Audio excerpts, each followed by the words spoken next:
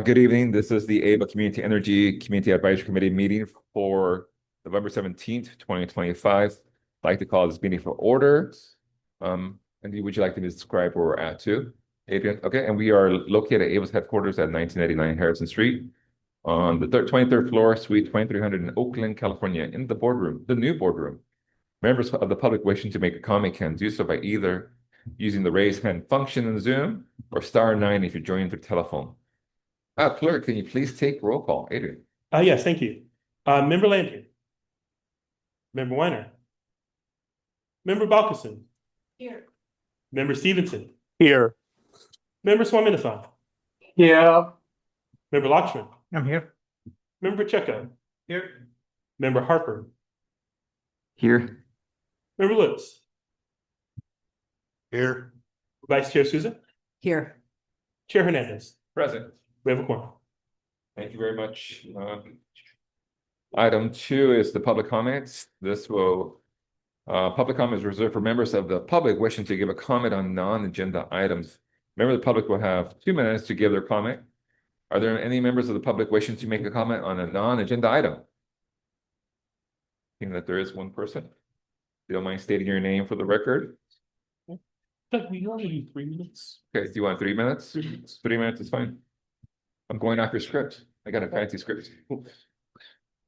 Yes, go ahead, please. Hi, good evening, everyone. My name is Daniela Suarez. I'm with Local Clean Energy Alliance. I just wanted to reemphasize our support for the bill credits for Care and Para customers. I know that the board passed the 10% allocation of the budget surplus for these customers, and we fully support that. We also want to emphasize that it's really important that this bill credit is equal, as staff has recommended. We really want that the newly integrated customers from of Ava service territory from Stockton Lathrop receive this. We also recommend that Ava in the future create a long-term affordability program for low-income customers. We really do think that the bill credit is important, but also offer Ava to provide some sort of assistance in the long run for customers. Thank you. Thank you very much. Any other public comments? In person or online? There are no hands raised at this time. Thank you very much. Just quickly on the affordability credit, I think during that board meeting, I think it was discussed how those new service territories were not quite yet in there and haven't really been serviced in the territory. So the bill credits were really been focused on the existing customers. So I think that was the discussion, or no, am I wrong? Anna, you're shaking your head. Do you want to speak to the bill credits? Sure. When the surplus allocation was discussed, it was noted, believed by me, that we had only been serving those new customers for 3 months, but upon further analysis by staff, it was recommended or will be recommended as part of the board item on Wednesday, that rather than a prorated credit for the new service territories, that all Care and Para customers across the service territory would receive the same amount. That is what is recommended by staff. Staff has presented 2 options for the amounts. Oh, thank you. One which is prorated, one which is not. Perfect. So my memory was good. It just a change since then. All right. Thank you very much. I appreciate that. With that, we'll go to item number 3. Thank you, Annie, again. Our Chief Customer Officer, right? Not marketing, customer. We'll go to item 3, approval of the minutes from October 20th, 2025. I was not here for that, but hopefully you had a chance to review that. Or was I here? Forget, sometimes I'm here, sometimes I'm not. Please take a second, look through those minutes, and then when you're all ready, I'll take a motion to accept those minutes. I know we're evolving the way we review our minutes and change our minutes. Adrian, do you want to speak to the minutes a little bit, how they're evolving and getting better by the day? We are in the process of reviewing how the minutes are going to be written. We are still in the process of that evaluation. Thank you very much. Any comments or concerns on the minutes as written for October 20th? If not, I'll take a motion.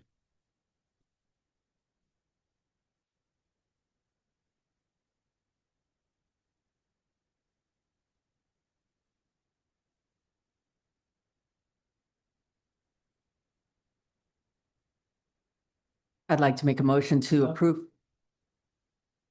If before that, well, Well, there's a motion and we'll go second and then make any corrections or adjustments. a correction question, You want to get on the mic? sorry. Thank you. This new form of minutes I'm still not used to. I don't see captured, maybe I'm missing it because I'm just looking at it right now, speed reading it. A request made by the staff discuss status. So under C7 in the minutes, I would like it to reflect that, That's right. member Pacheco, me, actually proposed that the board consider not providing service for the new AI data setters. That one bit of clarification or specification would be nice to add to the minutes. So just to clarify, you made a request in October for staff to discuss data energy procurement, but specifically you're looking for Ava not to provide energy for data centers? Proposed for, yes, I brought up that the board should consider discussing as one of the options, not providing service to the new AI data.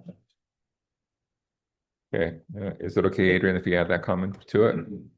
Right, with that comment and modification to your item, there was a motion on the floor by Vice Chair.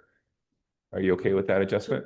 Yes. I'll Right. second the motion. And then Member Pacheco will second that. Any other dialogue for the minutes?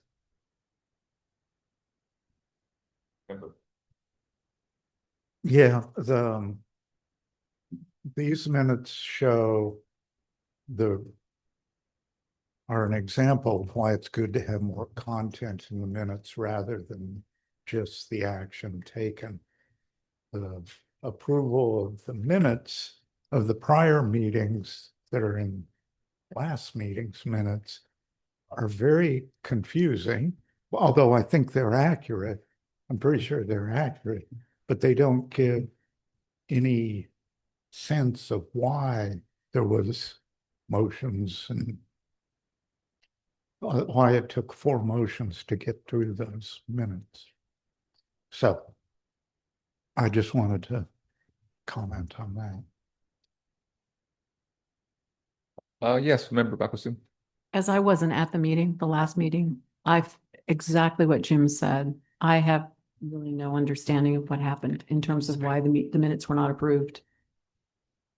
Yeah, and I've argued that at the board meeting as well, that we need more details versus less details. I think the board also aligned on getting more details, especially when you have other bodies you're overseeing and being a part of. It's hard to remember everything that happened in various board meetings, so you need some context to the actions. As I was reviewing these minutes, also I was confused. Why are we looking at the July minutes twice? Why are they being approved twice? And I think one of our members showed towards the end, and they needed to maybe do another motion. They wanted to reconstitute the motion to approve the July 16 minutes. So that's why I was like twice. So I was like, okay, I was confused, but the context is important for the action. So I think continuing down that path is critical for us to accept and review these minutes so we can understand those members who are not here can provide more context support. At least they can read into what happened last month, like me, you, and everybody else. Member Landry. Yes, I heard that the staff is going to get back with us in terms of what the new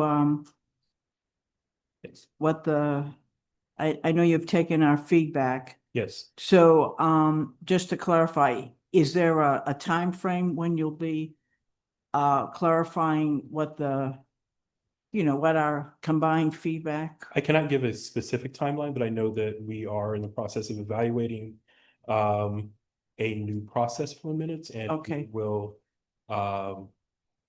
provide more information when it's ready, but soon. Okay, that's my answer. I mean, that's my question. Thank you. Yes.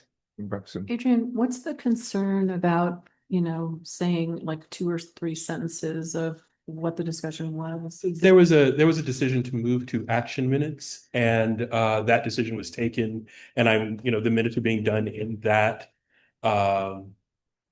format while we're in the process of evaluating a new process for doing minutes. Because I just my experience in taking minutes is that if the subject, you could carry it over from the subject, from the minutes before or something, and then say this action was taken. So I understand not wanting to have, books of minutes, but Sure. Yeah, and that was the feedback again, like, 'cause there needs to be context around the minutes, the actions. So summary would be important. I think there was a lot of detail. So looking at quote unquote best practices, it was pushed back to just do action oriented, and we're action oriented, and we're pushing back on that change. So it's just trying to find the right balance between what the clerk responsibility is, the minutes, and the format. So we can keep pushing. I think it's important to advocate for some context in our minutes. So we're still doing that. At a bare minimum, we're seeing some improvements from what we were used to what happened. So we're going back and forth a little bit. Ideally, some technology can support the process and the context for what we need.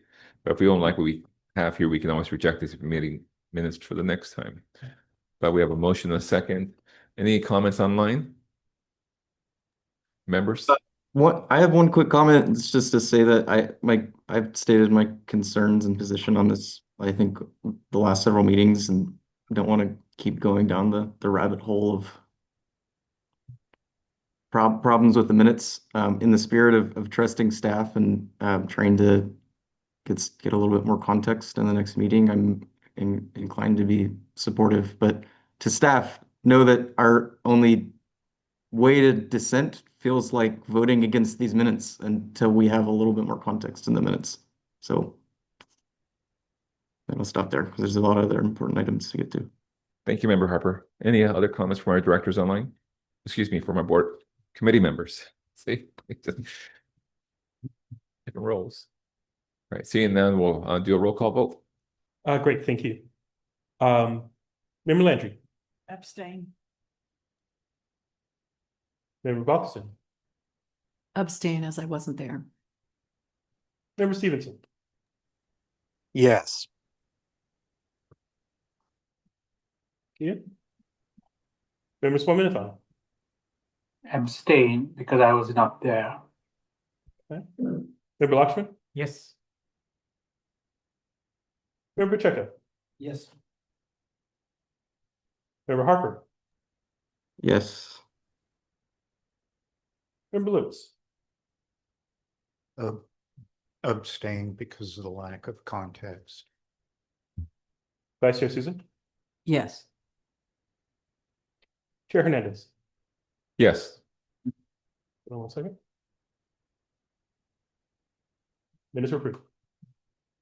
Right. Thank you very much for that. I understand the feedback is received, and abstaining also request more information. For the moment, we'll see if we can get more clarity next month at our next CAC meeting, as we have our concerns, and we're addressing and improving the minutes as is, so we can move forward.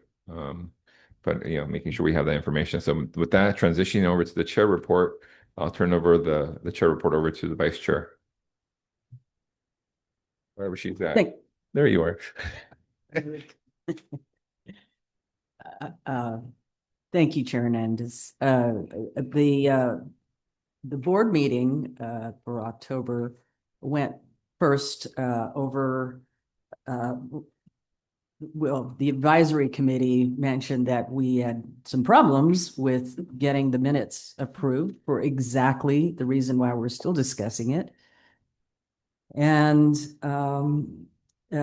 later on, I'm gonna warn everybody, I was not there for the entire meeting. I had a conflicting meeting, but I was able to watch Izzy's power content label presentation, and it was very good. We felt that Ava had done very well with the power content label and had made great progress, and so did the board.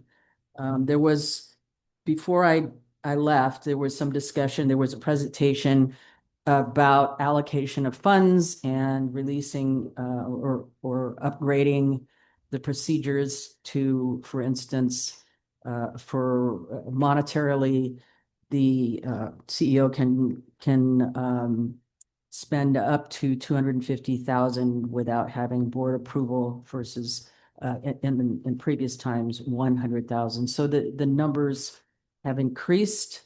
I asked Adrian, and that allocation was approved. So that's about as much as I have. I apologize for the lack of information, but it was looked like a very productive meeting. Thank you. Thank you very much. Yeah, and so thank you, Vice Chair, for attending that meeting. I had some conflicts that week with family, but I did want to appreciate you taking on that responsibility for the last couple meetings. But with that, I know in January we're going to be transitioning off our terms of 2 years being chair and vice chair. So in January we'll have the meeting to discuss who will be the next chair and vice chair. At that point, it'll be open nomination. So we'll have this meeting today, then December, and then I really want to make sure y'all thinking about who can chair and be the next vice chair or whatever capacity. At that point, January will be my last meeting, so I can transition off to all the responsibilities I have in my elected roles.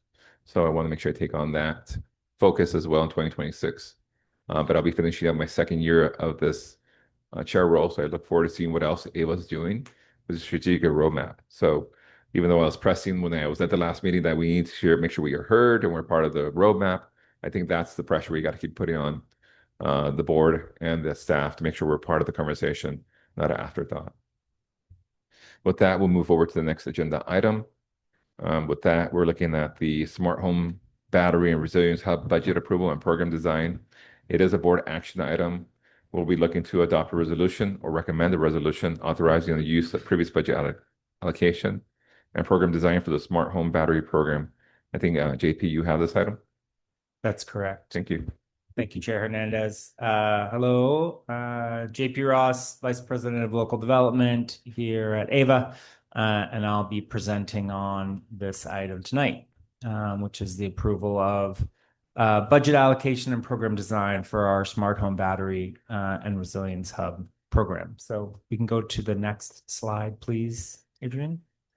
Thanks. So tonight we're talking about this combined initiative. The goal of our initiative here is to deploy about $15 million in a combination of upfront and ongoing incentives that will support resilience in our communities, as well as adding about 21 megawatts of battery projects into our community virtual power plant.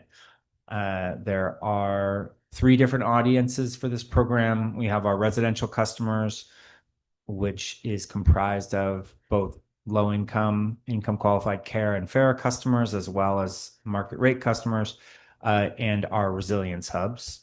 And we're really working to increase our learnings and how to integrate and manage growing distributed assets that are powered by increasingly clean energy.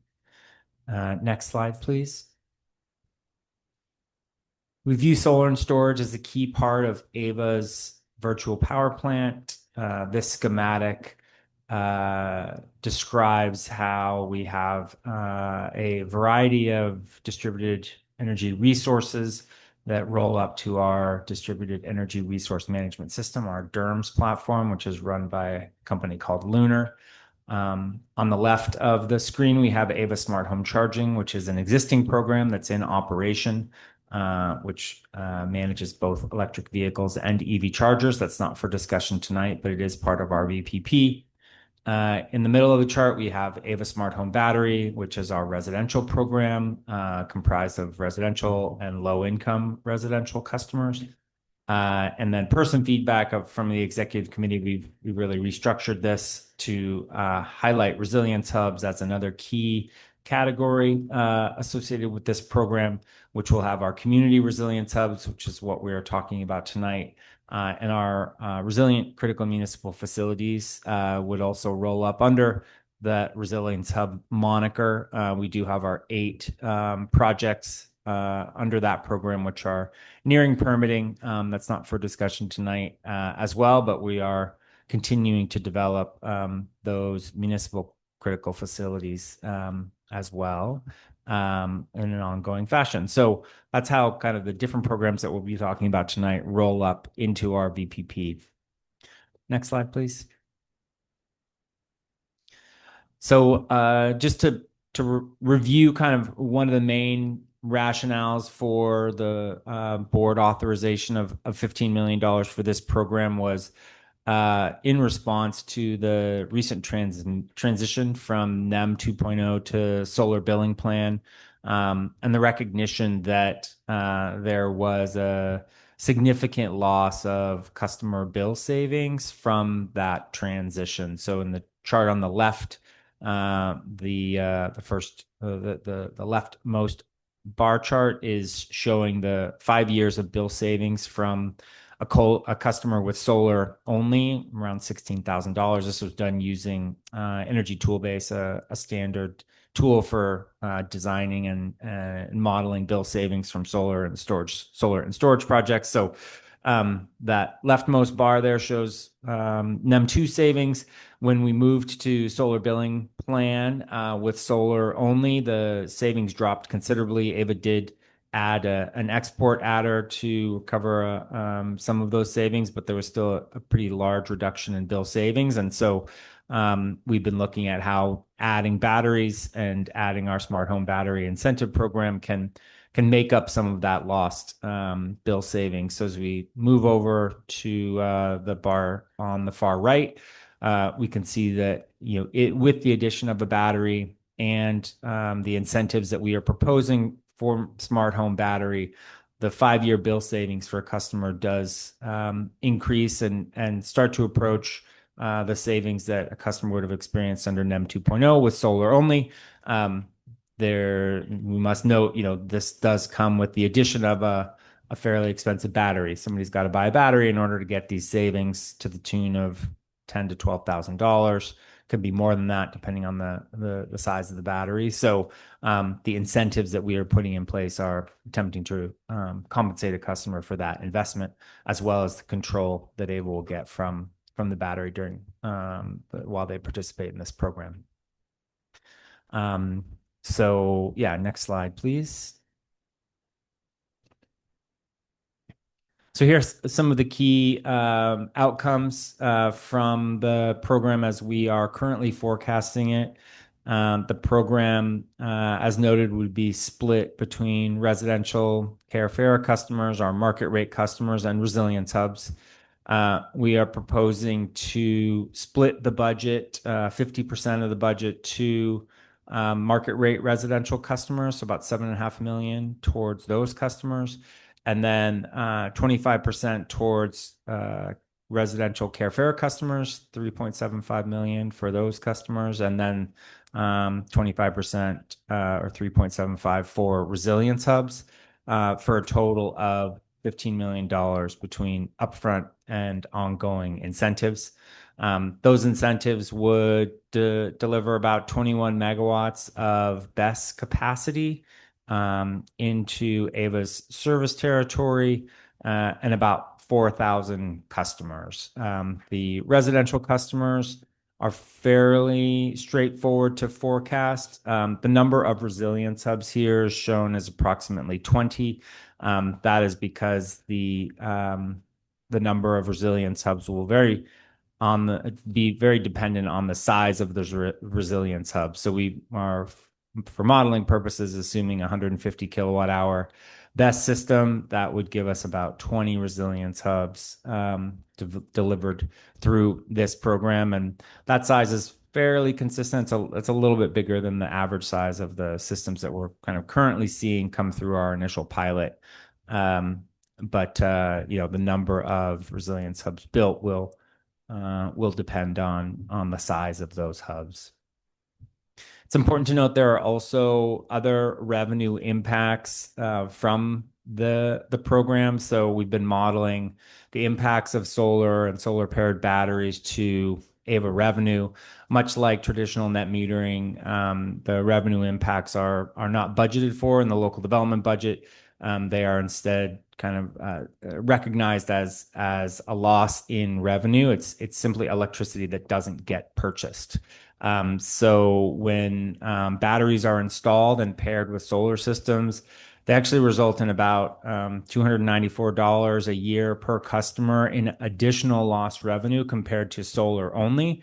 And that's really because customers are storing electricity during the middle of the day when electricity prices are low and retail rates are low.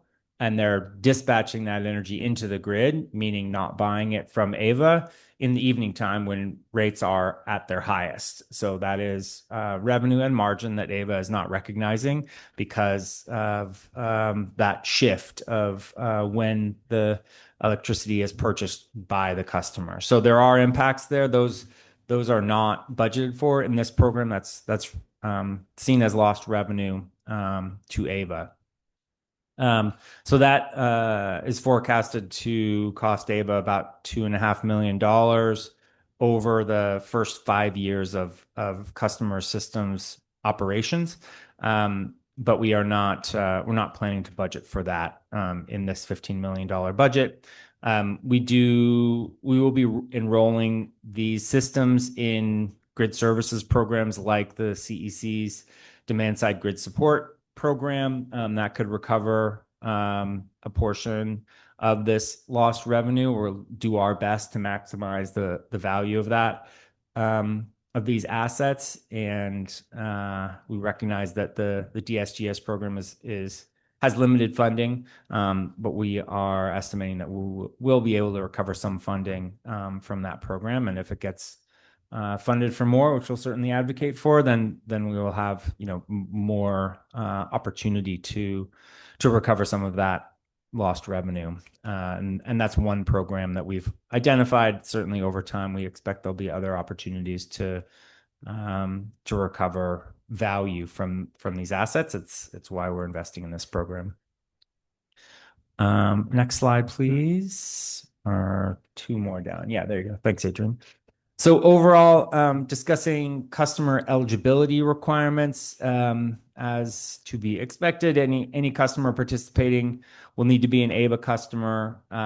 This will be incentivizing new installations of solar and battery systems and retrofitting batteries to existing solar systems as well as existing solar and battery assets. So we'll have different ways for customers to enroll in this program based on the stage of their local clean energy journey. We can't allow enrollments in other grid services programs, I think with the exception of CARE, which has an exclusion for SGIP. So there is some stacking with SGIP.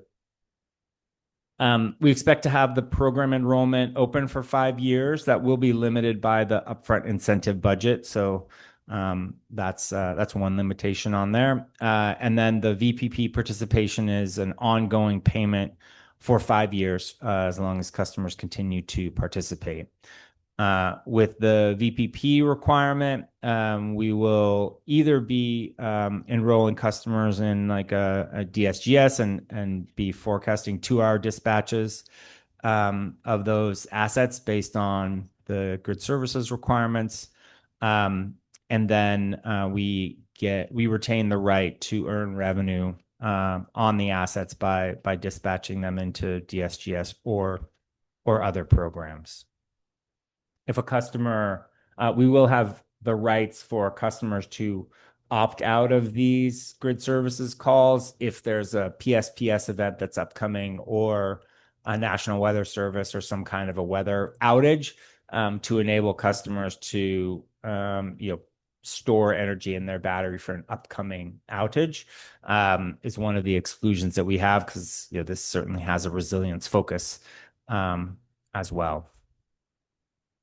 Next slide. So a little background on our Community Resilience Hub initiative. We want to call out that this discussion is really on the green box on the right, the incentives that we'll be putting out for resilience hubs, but did want to note that our Resilience Hub initiative, and we've discussed these other activities before, is comprised really of 3 parts. One is our community outreach and site identification grant. This is with Emerald Cities Collaborative. So they have been working, we've been working with them on a variety of activities, including a set of case studies on resilience hubs, a resilience readiness tool, which is a document that community sites interested in becoming a resilience hub fill out, and is really the application to getting technical assistance, the next stage in the project. Emerald Cities Collaborative has also hosted 3 workshops with over 26 CBOs to gather feedback on the Resilience Hub definition that we'll be discussing later, as well as the Resilience Hub eligibility and the functional requirements of Resilience Hubs.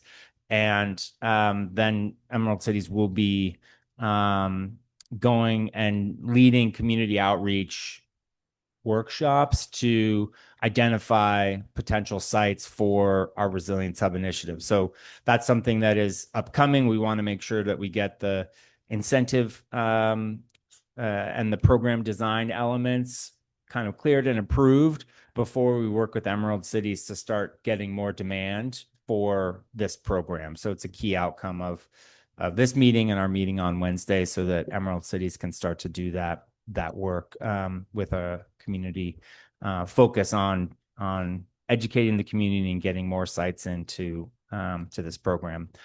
So that community outreach then feeds into our technical assistance program. It's $2 million.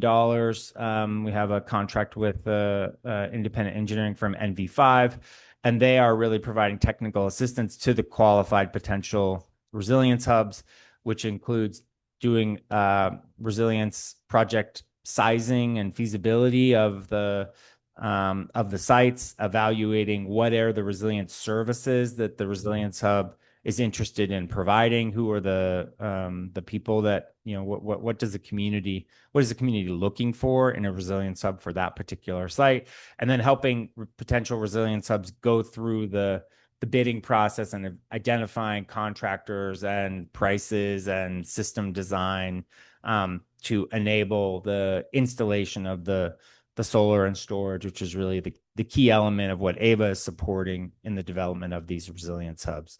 They'll also be compiling a list of eligible grants, stackable grants, and other financing resources that resilience hubs can pursue if they need additional funding above and beyond AVA's support and incentives. And then lastly, there's the incentive program itself that we're discussing in detail. So just wanted to highlight some of the other work that we are doing to support the development of resilience hubs in our community. Next slide, please.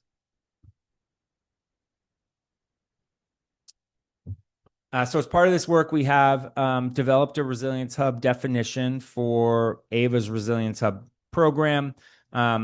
We developed this definition, and Emerald Cities Collaborative was working through this and evaluating and taking community feedback on the definition.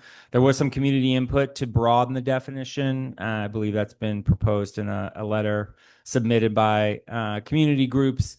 We did review that proposed language and determined that it was appropriate for AVA to kind of maintain the definition that is really specific to the program that AVA is supporting around the development of clean energy services and energy backup power to provide these community resilience hubs during outages. So the definition that we are proposing to use for our community program is the one here in italics. Resilience hubs are physical community serving facilities that provide essential services, distribute critical resources during emergencies, and integrate clean energy solutions to maintain operations during power outages.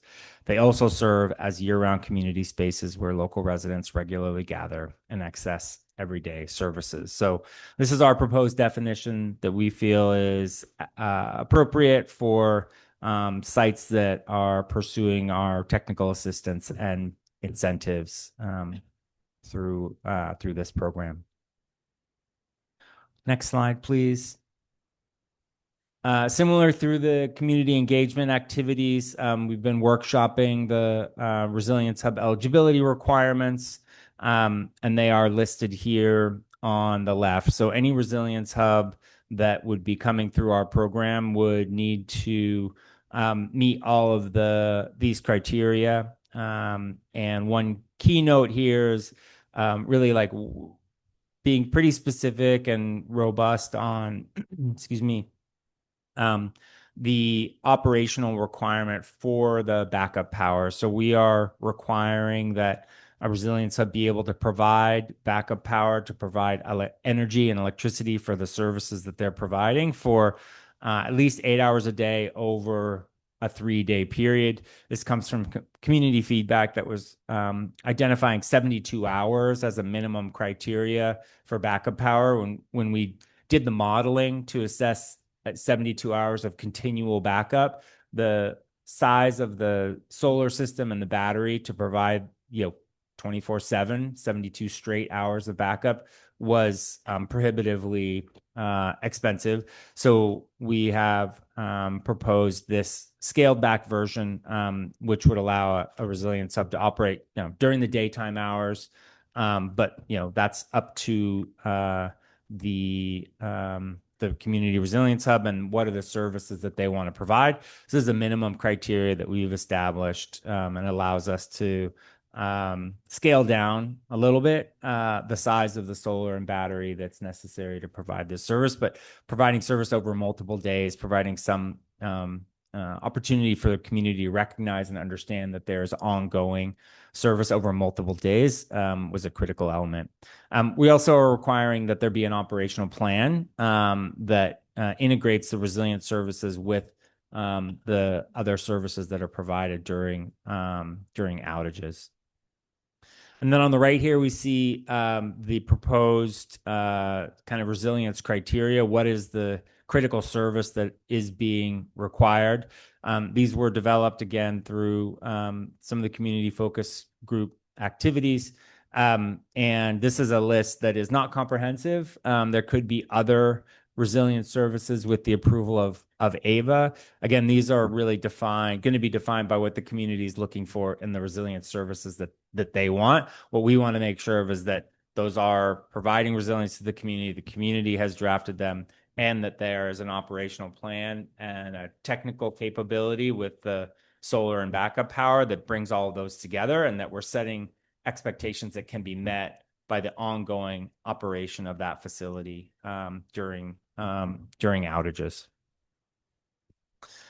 Next slide, please. So as we go into this program, we have the eligibility criteria and the critical services that need to be provided.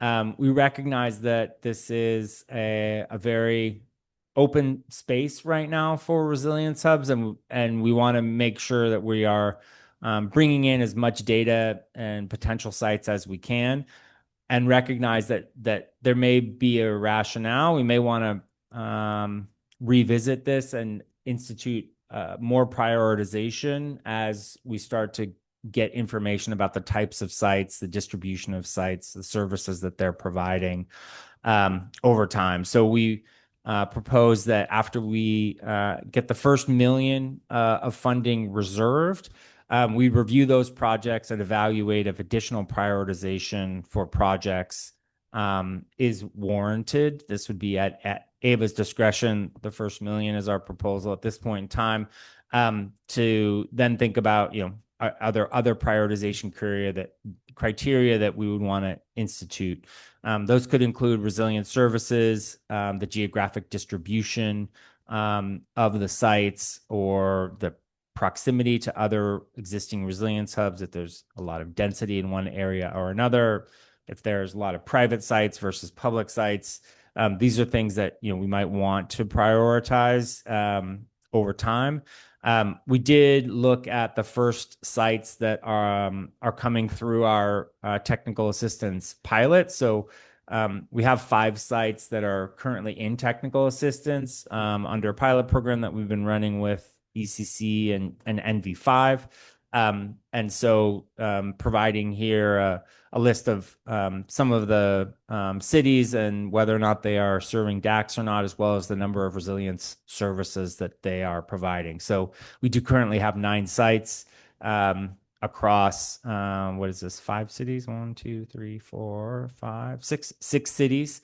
4 of the 9 are in disadvantaged communities, and they're providing a number of resilience services. So this is some of the early data that we will be able to get by bringing sites into our technical assistance program. And evaluating whether or not we're getting the kind of geographic distribution and the customer serve that we want to out of this program. So reserve the right to revisit that. And right now we're looking at doing that after the first million is reserved. But we'll be evaluating the sites as they're coming through to see what that distribution looks like.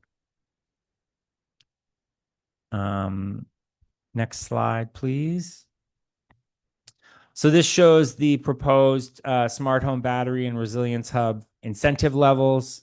So for market rate residential customers, it's $90 a kilowatt hour. For residential Carefera customers, $500 a kilowatt hour, and resilience hubs, $1,220 per kilowatt hour.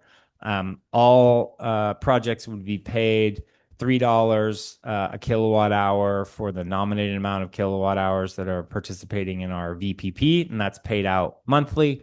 And then I provided some example incentive levels based on easy to do the math, best sizes. A lot of the batteries in operation don't necessarily fall in easy numbers, but so between $2,000 and $135,000 in incentives based on these examples.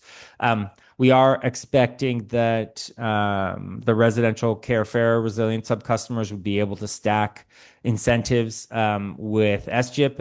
If that SGIP goes away, then we would be increasing the incentive level that we are providing, but we want to be spreading our dollars as widely as we can, recognizing that we have limited funding. And all the ongoing incentives are based on the nominated amount of battery that the customer nominates to participate in our VPP. Next slide, please. So timeline now, we are looking for the approval of the funding allocation and the program design at this Wednesday's board meeting. Our goal is to launch the residential market rate and care programs in the first quarter of 2026, and the Resilience Hub program soon after. It's key right now. We're working to enroll customers, some preliminary Resilience Hub customers into our technical assistance program, and setting the incentive level and the definition and eligibility criteria now will help us get ECC going with the focus groups so they can do awareness raising and outreach and get projects into our Resilience Hub technical assistance program. And we'll continue ironing out the program design elements of our Resilience Hub initiative between now and early in 2026, so we can release that program in full at that point in time. So that's an outline of the timeline. And then last slide is just the recommended action that we have for the board, which is to approve the allocation of the budget surplus to the program as proposed. So 50% of that incentives go to single-family residential customers, 25% for low-income customers, and 25% for resilience hubs, and an authorization for staff to launch the program consistent with what's been described in this PowerPoint and the associated memorandum, and with the ability to adjust the program based on customer feedback and the approval of Howard, our CEO. So that is the end of the presentation. Thank you very much, JP, and your team for this presentation. A lot to go through. We'll take some clarifying questions from the CAC, and then we'll go to public comment, and then we'll look for further input or discussion from the CAC. Just to clarify, a BESS is a battery energy storage system. Looking at DACs, disadvantaged communities, VPP, virtual power plant, SGIP is Self-generation incentive program. All right. And then the other one that I think was newer to me was demand side grid support. Can you speak to that for a few more seconds about what that means for the program? And then we'll pass it on to other people. Sure, yeah. Demand side grid support is a California Energy Commission, CEC, program that allows batteries to enroll in the program and then be compensated for dispatching energy into the grid during certain events that the California Energy Commission calls. And so there's a compensation structure there. As the administrator, we would be able to enroll those assets in our VPP into the GSGS program and recover some payments for dispatching those batteries during those events. Thank you. And then you mentioned how we were going to have like a loss on average of 294 per customer because of this change in investment into the community for the battery storage, residential, Karen Ferra, and the Resilient Hub. Would you also look at that reduction of energy that we need to procure for our customers could be shifted to the commercial and they could be utilizing it more, maybe paying the premium? So even though there's higher demand, like data centers going to take on bigger demands, possibly the AVA service community, that might allow us not to strain the grid or strain resources. There could be potential upside on us having more customers who have their own battery storage, and then our procurement might not be affected. It might still grow because of energy demands through AI. So I'm wondering if there's like a potential that, yes, we might relieve some of the pressure on the residential side, but there might be bigger demands in the commercial element. So maybe they're, based on the modeling, might be a net positive, but just seeing what you think.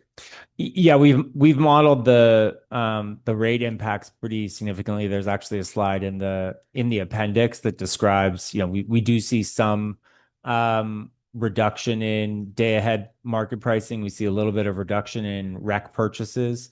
But those are actually all modeled within the program benefits. This is just lost revenue because we aren't selling customers energy during expensive times because they're using their battery to offset it. So, and there's value there, right? We have local generation and customers have resilience, but there is a net revenue impact, which is negative. Part of the rationale for investing in this program is really thinking about how we can scale these resources and manage these resources and use them to help us manage our procurement activities. But right now it's there are cost impacts, negative revenue impacts of new batteries compared to standalone solar systems. Thank you, JP. With that, we'll look to the committee for clarifying questions. I see Member Pacheco's hand first, and then we'll go to Member Lutz. And then we'll go online. And then we'll come back to Cynthia Ms. Laundrie after the online. Right. So we'll go 2 here, 2 online, 2 here. All right. Thank you. So JP, thank you for this innovative program that you and staff are putting together. It looks good. I have a couple of questions.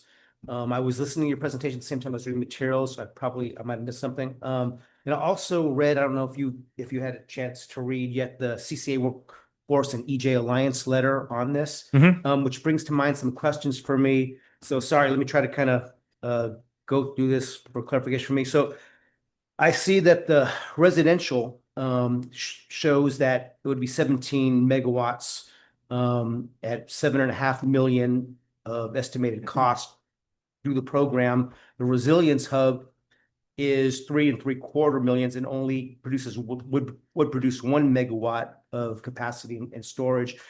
You said that this estimated amount, you correct me if I'm wrong, could possibly serve up to 20 Resilience Hubs in the future, with 5 identified now and up to 20. Correct. And so I'm curious about the large difference between the amount of megawatts under the residential market rate that are produced or saved through solar and battery compared. Are the Resilience Hub systems so much more expensive that they're that much more expensive, and that's why there's a lower megawatt that is captured or produced in the program? Yeah, so the Resilience Hubs get $1,220 per kilowatt hour upfront, and the market rate residential gets $90. So that's 10x. It's more than 10x the price difference. So there's 1/10 of that number. So that would knock your 17 to 1.7. And then there's also the resilience, the residential market rate is actually a mix of upfront and ongoing incentives for new batteries, and then customers with existing batteries that are getting only the ongoing for participating in the virtual power plant. So there's also a split there between, that further reduces the upfront incentive across a weighted average of the residential market rate participation. So yeah, resilience hubs get a much higher upfront incentive and they're more expensive to serve. Okay, and so, and I'll tell you, so I reading the letter from the EJ Workforce, CCA Workforce EJ Alliance, having resilience hubs so that our entire community can use them in times is a high Member priority. Pacheco, if we could just hold clarifying questions and then comments Okay, after yes. public comment. So for further clarifying questions, you have five identified resilience hubs with the possibility up to 20. Do you feel that that's that there's a possibility that we can have more resilience hubs, or are you thinking that 20 is probably the max, that actually looking at the feedback you're getting from the cities and counties? I mean, is there a whole untapped reservoir of places that the cities and counties want to make resilience hubs, or community members want to make resilience hubs, or is 20 just what you're thinking this money will be eligible, will be enough for over the course of the 5-year plan? Right now, the estimate of 20 resilience hubs is based on the budget that would be allocated to this resilience hub initiative within the incentive budget. And is there a larger list, maybe undefined, or do you feel that there's been a lot more feedback from the cities and the county and community members that there's a larger pool of resiliency hubs far beyond 20? I mean, do you kind of feel like that's what's out there right now, or is there like 80 out there, but we're looking at like serving 20 over the next 5 years?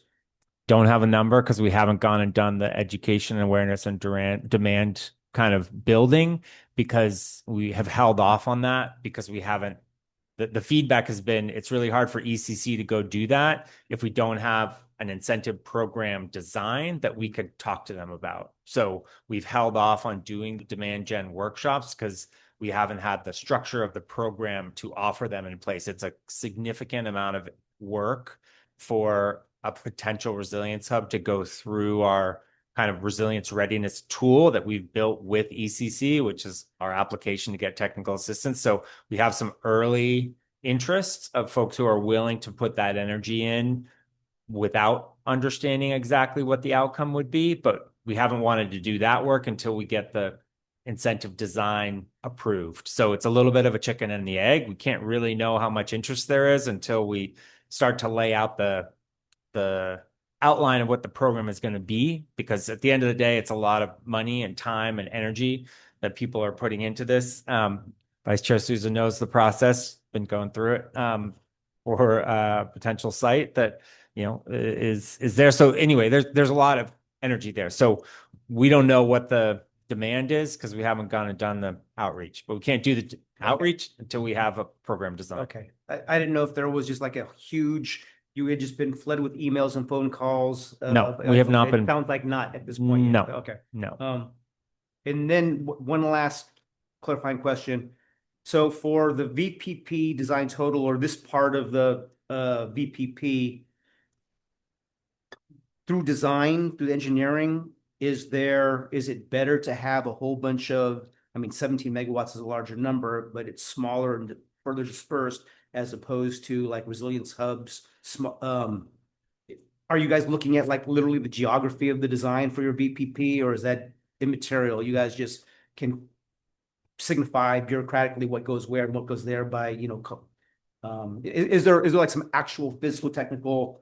No, the VP, the distribution of assets in the VPP is not important for the operation of the VPP. Okay. The distribution of the assets is maybe a policy objective or a political objective of distributing funds and program participation across our geography. But from a VPP operational perspective, it doesn't matter if it's all in one location or all distributed across the territory evenly. Okay, thank you. Member Lutz, you're up. I gotta find my questions. One was a really detailed or very small question on, based on page 10. And it just sort of puzzled me when I was reading through it.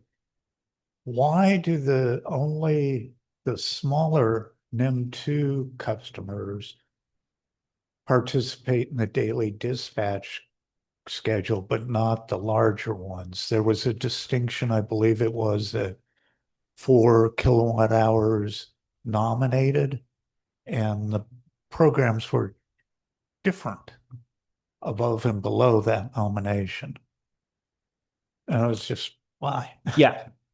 So we're trying to balance between grid value and bill impacts to the customer. We're trying to maximize grid value and minimize bill impacts to a customer. So in short order, NEM2 customers are a little bit better for load modifying resource, which dispatches every single day, evenly during the evening hours. And so this was the kind of the recommendation of, again, that balance between trying to optimize and increase grid services and trying to minimize any negative bill impacts that a customer could experience by enrolling their system into our grid services program. Okay. And are any of these, have you considered the future hourly and real-time pricing interactions and with like VPP? Yes. We work really closely with our power resources team to identify how we're going to dispatch these assets, and it's part of our planning process. And we're looking at, how do we integrate this into, any of the kind of day ahead modeling and such that are doing. So it's in close collaboration with our power resources team. Now, how does this look in 2, 3, 5 years? I can't really tell you. That's part of the flexibility and the learnings that we'll be getting from So the have no idea of what the benefits would be, but you expect to be able to do it. We've already modeled the benefits based on today's pricing and how we would use the assets today. What I'm saying is in 2028, 2029, I can't tell you what it's going to look like. I can tell you, but we are already planning on enrolling these assets in, DSGS, and also thinking about how they fit into our day ahead, procurement plan. Let's be honest, these are very small numbers of megawatts in energy compared to AVA's procurement process. It's not shifting any major billions of dollars in procurement costs because it's so small. But it's just 21 megawatts. We buy 6,000 gigawatt hours a year. So yeah, hopefully it'll get up to there. But hopefully not real soon. Another question was are there any programs to help Care & Farah customers, the solar customers, to set it up? I know you talked about stacking all the benefits, so there would probably be a fairly good incentive, but Care & Farah customers, just off the top of my head, probably don't have a lot of spare cash or experience in how to procure that and contract it and all that. Sure. Yeah. So we've been, as part of our outreach, working a lot with CalSA and talking directly to different solar installers. Grid Alternatives is one that comes to mind. We've talked with them. We also have talked with other solar installers who have, program and sales strategies for low income customers. So, we view the solar installers as a key group because they're going to be the ones out there selling the incentive, selling the program, setting expectations around good services. So a key part of this is an installer trainings that we will be doing to get installers trained up on this. But there's certainly a contingent of installers that are focused on low income customers and answering these questions for them and getting these systems set up, and also providing financing for low income customers specifically. So there's an existing capability there. In the industry, yes. Okay.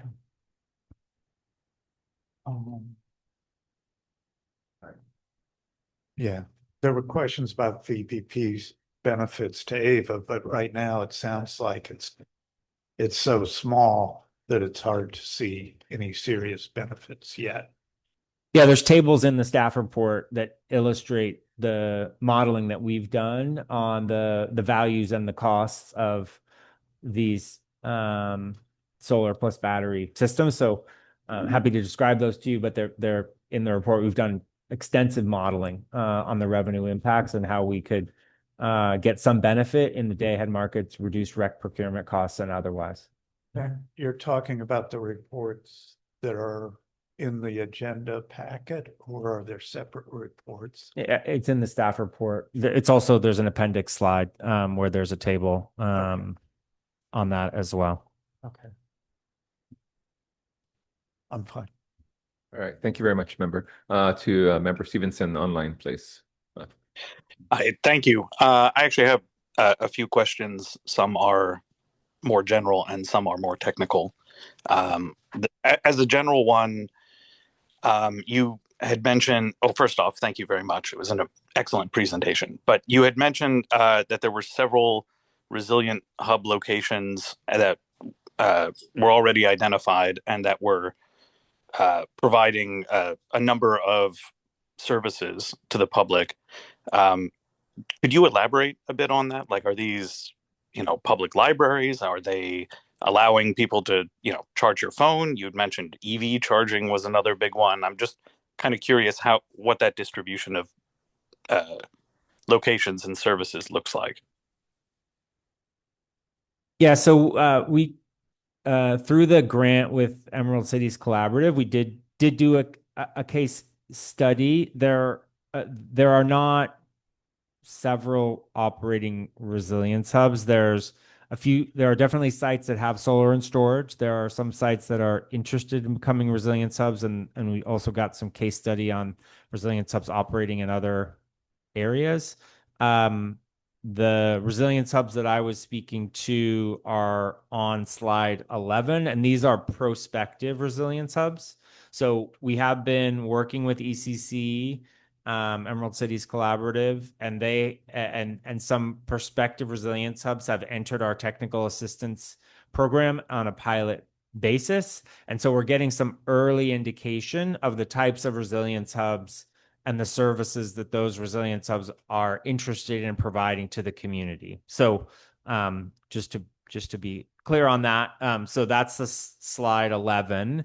And so we have 5 sites that are now in our pilot technical assistance program. So NV5, our technical assistance provider, has been able to, has worked with these prospective resilience hubs. They have identified the types of services that they would want to provide. And NV5 is going through the modeling exercise of looking at those resilience services, getting the load calculation that each of those resilience services would require, and then specifying a solar and battery system that would enable 3 days of operation for 8 hours a day of those particular resilience services. So this is, we're getting data back now from initial expressions of interest of potential resilience hubs. So we have 5 that are kind of in our resilience hub technical assistance program right now, and then an additional 4 that are interested enough that we have data from where they are located, which is why we know the city and whether or not they are in a disadvantaged community, but we don't know the number of resilience services because they haven't actually gotten all the way into our technical assistance pilot. So that's why there's 2 different levels of data in this table, is based on how far progressed those resilience hubs are in our initial process. Okay. Thank you. No, I understand their perspective. I'm just trying to understand, I mean, a location that's providing, lights and cooling for, 8 hours a day for 3 days is very different in terms of the infrastructure and costs needed for one that's providing, EV charging. That's very, very different scale of operations. So that's Correct. what I was kind of curious about. Um, and then if I recall on slide 12, you had I think it was the example numbers may have been 12, I don't recall. It had the table had said that for yes, that's the one. Like an example size for residential is 10 kilowatt hours, and for a resilience hub is 100. Yeah, I'm just trying to make sense of this. 100 kilowatt hours over 72 hours.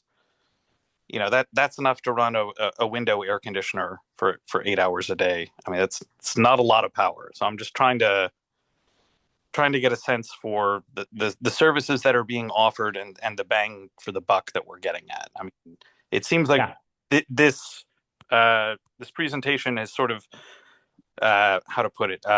There's two things going on here. One is residential batteries that can provide virtual power plant services, and one is providing reliable backup power for resilience hubs. And I'm trying to make the jump, or trying to make the connection between the two, and I'm struggling just with the numbers. I'd be curious if you have any additional comments on that. Or Yeah, I think one comment on that is appreciate the quick math on kind of how many kilowatt hours may be used over multiple days. I think the one important element of these resilience hubs is we are only doing solar paired battery resilience hubs. So in the vast majority of cases that we have seen, both through the case studies as well as our own experience on the municipal critical facilities, is generally your solar system can produce 3 to 7 times the amount of energy that your battery can store. So, and that happens on a daily basis. So, in that scenario, as you're outlining, and the way that we're modeling this is that there would be, additional energy that's stored in the battery during the day, during an outage, for use on subsequent days. So I wouldn't view that 100 kilowatt hours as a fixed limit on the total energy that could be deployed. But the fact that a community may want to have EV charging at a site, it will absolutely require a much larger investment in solar and battery in order to do that. And part of this technical assistance is to make sure that the operational plan and the community services that are desired through the community engagement that's done are right-sized with the technical capabilities of the site and the system that is installed, so that we're managing expectations and not over-promising on what can be delivered from these sites. Many of them will be very site constrained. The amount of square footage you have on a roof or a parking lot, in a very small church, may mean you can't do, EV charging for 10 vehicles. Just not possible. And it would be improper to set an expectation that you could. So that's why, as part of our criteria, we have an operational plan that needs to fit seamlessly with the size of the system and the resilience services that are being provided, so that we're setting expectations that can be achieved. Okay, thank you. My last request would just be I'd be really curious to see the reports and analyses that went into that, just for my reference, because I have further questions on that I won't take up time here. But thank you very much. Thank you, member. You probably could reach out to JP or somebody else directly to get more information, clarity, if that's okay. I think you have his information, so they'll follow up. If not, Adrian or Kay can assist too as a liaison. So if any other clarifying questions between now and the next board meeting on Wednesday or subsequently thereafter, they're a resource for us. Member Harper, you have the floor, then we'll come back into the room. Hi, JB. Thank you for the presentation. I just had one quick follow-up question, which is about the carve-outs between the three like program beneficiaries, the 50% single family home, and then 25% Carefera and 25% Resilience Hub. Just wanted to know how the specific percentages were determined. Yeah, those were initially proposed to the board a while ago as we were beginning this process. And this is basically a distribution between different customer segments and balancing a certain need for some volume to have strong engagement from the solar community, the solar industry, to dig their teeth into this program and sell it to customers. If it's a very small program, it's going to be much harder to get solar installers really interested in it because they see it as very short-lived, and kind of feeding the feast and famine cycle that the solar industry tends to be in. There's not going to be as much engagement. So there's a value in getting some volume in there, as well as distributing between market rate customers, care customers, and resilience hubs. Okay, thank you. And then just one more follow-up. Is there an estimated timeline for the prioritization criteria to be developed for actually awarding incentives? So the proposal is that we would initiate the workshops and get projects through into technical assistance. We will be developing a wait list because these Resilience Hub projects can take quite a while to get everything in order. So the proposal is once we have, we'll have that wait list up and running. And once we get $1 million onto the wait list, we would be evaluating the distribution and services of those sites, and then make a decision around whether additional prioritization would be required. Additional prioritization might be it's only Cal EnviroScreen 4.0 disadvantaged communities, or it's only Justice 40 communities that are allowed. And that will then mean that's a filter. That means every other site that's not in a disadvantaged community is no longer allowed. So that's a decision that we would, need to make. But right now, the proposal is we take all of the sites that are interested and come through the process and into technical assistance and get on a wait list. And then only after we have that first $1 million on the wait list, we would evaluate a prioritization and whether or not additional prioritization or filtering criteria would be warranted to get the type of resilience hubs and distribution of those resilience hubs in the next $2.75 million worth of incentives. Oh, thank you. Sorry. All right, thank you very much. We'll come back into the room. Member Bakosun and then Member Landry. I have two questions, Ebony. really. The first one is, with the virtual power plant up and down policy changes, do you think that'll impact this at all? The way that some of the debates are happening over the virtual power plants in general.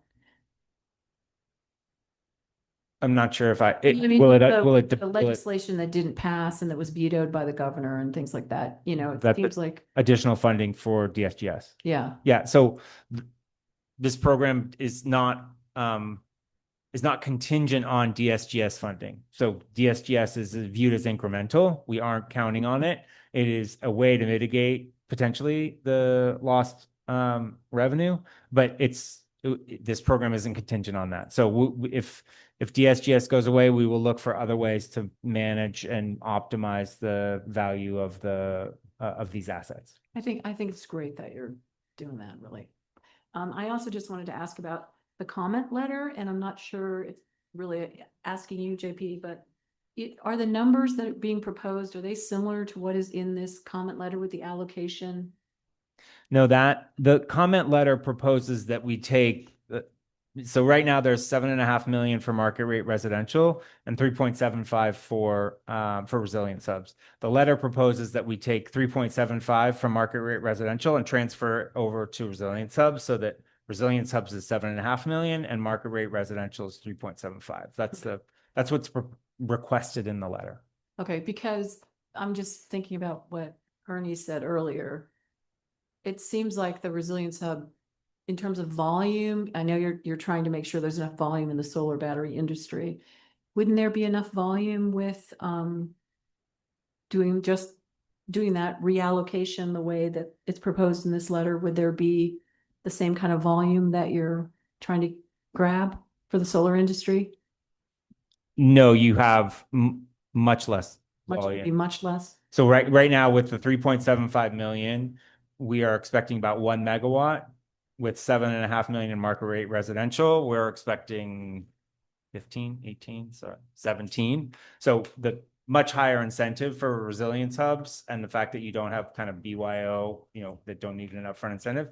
So you're ratcheting that down dramatically. You're going from 21 megawatts to 3 or 4, because the CARE incentive is also almost, it's 5x the market rate. So market rate is a more efficient way to use your capital, recognizing that's for one segment of customers. And, it's a decision on who you want to provide incentive dollars to. Thank you. All right, I think we have Member Landry next. Yes, you've already answered this, but I'm gonna ask probably the same question. I'm just curious,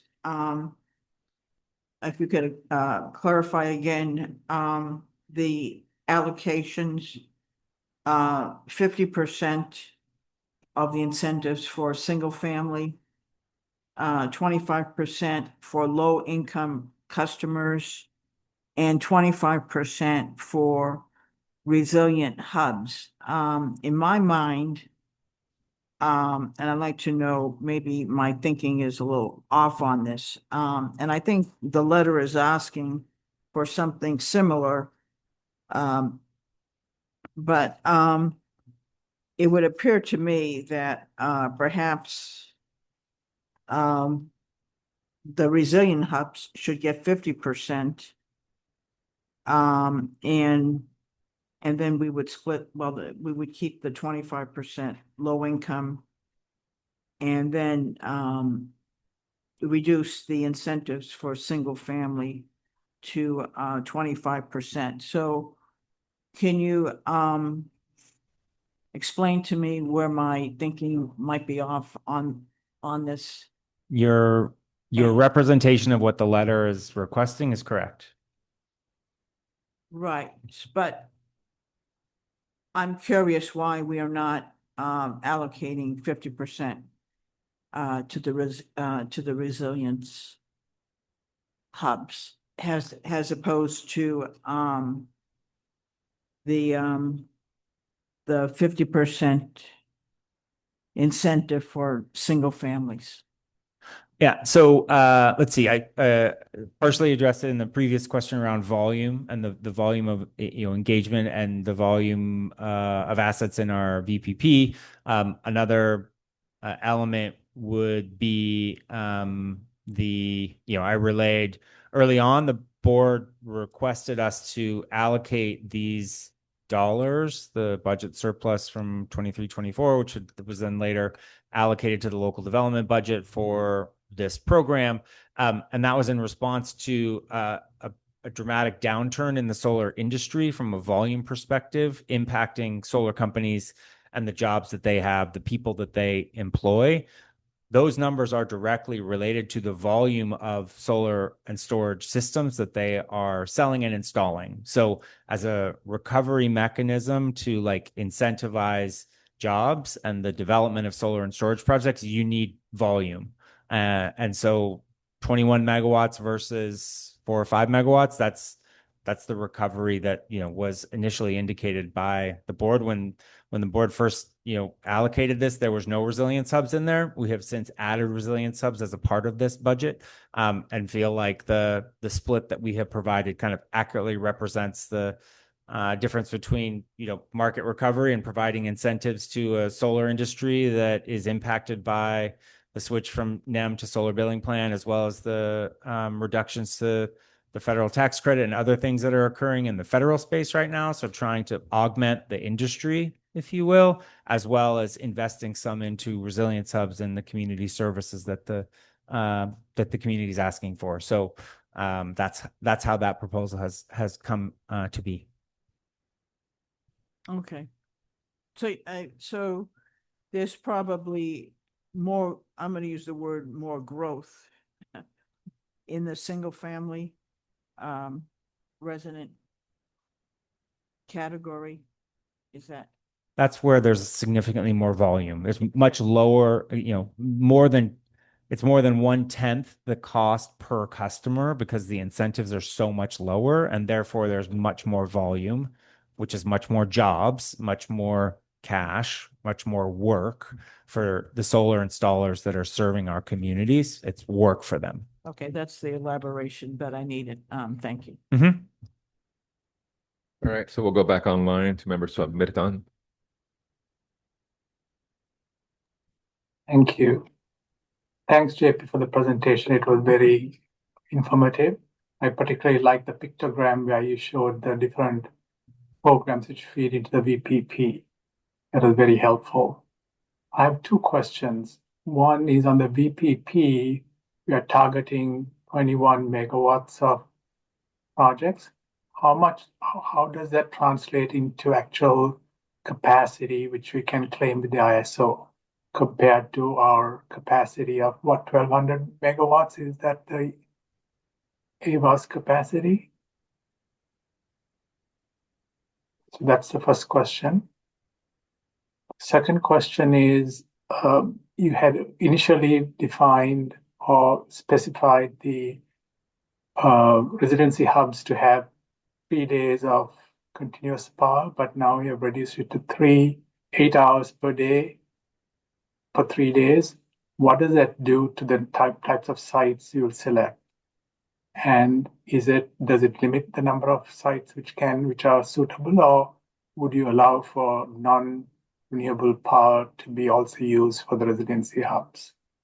So two separate questions. Thanks. Just taking a note on that. So on the capacity, so it's 21 megawatts. Those are going to be, generally modeled at 2 or 4 hour batteries. So you multiply that by 2 to 4 to get your megawatt hours. As far as the capacity that it converts to for the ISO, right now, DSGS is a CEC program. It's not a CAISO market integrated program with respect to how it's forecasted into the ISO. The ISO programs are like proxy demand response and DRAM and other programs like that. And they have traditionally been challenging to kind of get good value out of these types of resources because of a lot of the control group methodology that I can bore you with at another time. But anyway, it's a challenge to get these into the CAISO for actual capacity value. So that's why we do load modification, which we're doing with another set of 1,000 homes that we have operating, for a few years now. And some of the NEM projects that we expect to enroll, and then DSGS similarly another CEC program. So the DSGS has no capacity element to it, just load modification only? It's actually dispatched during particular event days, but you're not getting CAISO capacity value. I mean, CAISO market integrated is a very specifically defined program, and it has to go through a load impact protocol, and there's a series of things you have to do to get capacity value. And so the CEC programs don't have that same approach. Right. So I guess my modified question is the 21 megawatts, how much does it translate into dispatchable on emergency? Is it 1/5, 1/3?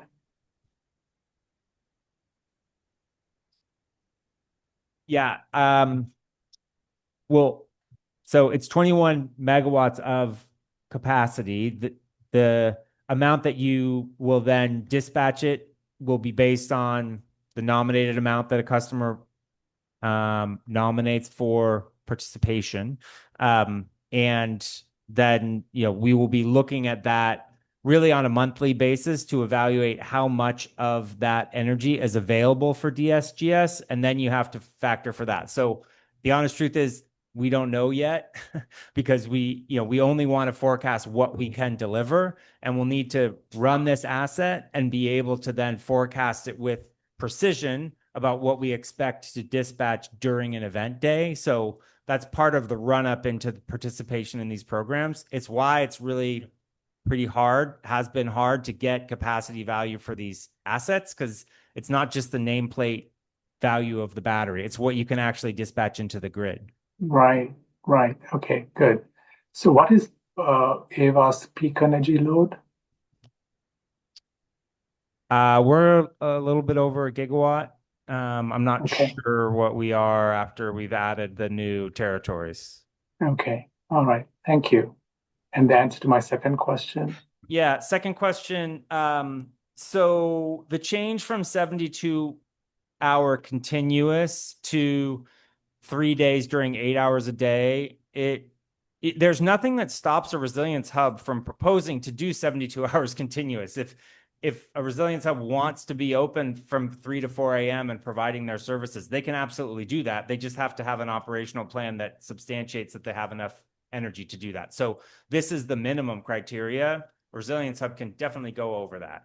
The purpose of this particular structure is we felt like it was a minimum criteria and would allow for a lower sizing of solar and storage, which would be more financially viable for resilience hubs and therefore lead to more resilience hubs being built because the requirement is a little bit reduced. There's still a pretty significant solar and storage requirement that you need to do 8 hours continuous over 3 days. But this is a ratcheting back to create a minimum criteria that we feel is reasonable to provide multi-day services, to the community. We are only providing incentives for solar and storage, so we're not open to funding backup diesel generators or other types of energy support that would that may enable more operation. This program is just for solar and storage. Okay, thank you very much. Right, thank you very much. I have 1 second. We're not second round yet. We're gonna go member Lakshman. Right. So as I understand, the residential customers get for solar customers get a check at the end of April billing cycle. And now that with this program, there is a payment made monthly. So will that continue as well along with this? Yeah, the upfront payment is made once, and then the ongoing payment is actually paid out quarterly, but Okay. calculated monthly. Okay. The payments are potentially going to be small, so doing a monthly payment. So anyway, that's why we would do the payments quarterly. Got it. Second question I have is, did you guys consider for the residential market rate customers paying lesser compared to Carefera? Meaning it's proposed that 3 kilowatt hour for all the residential customers.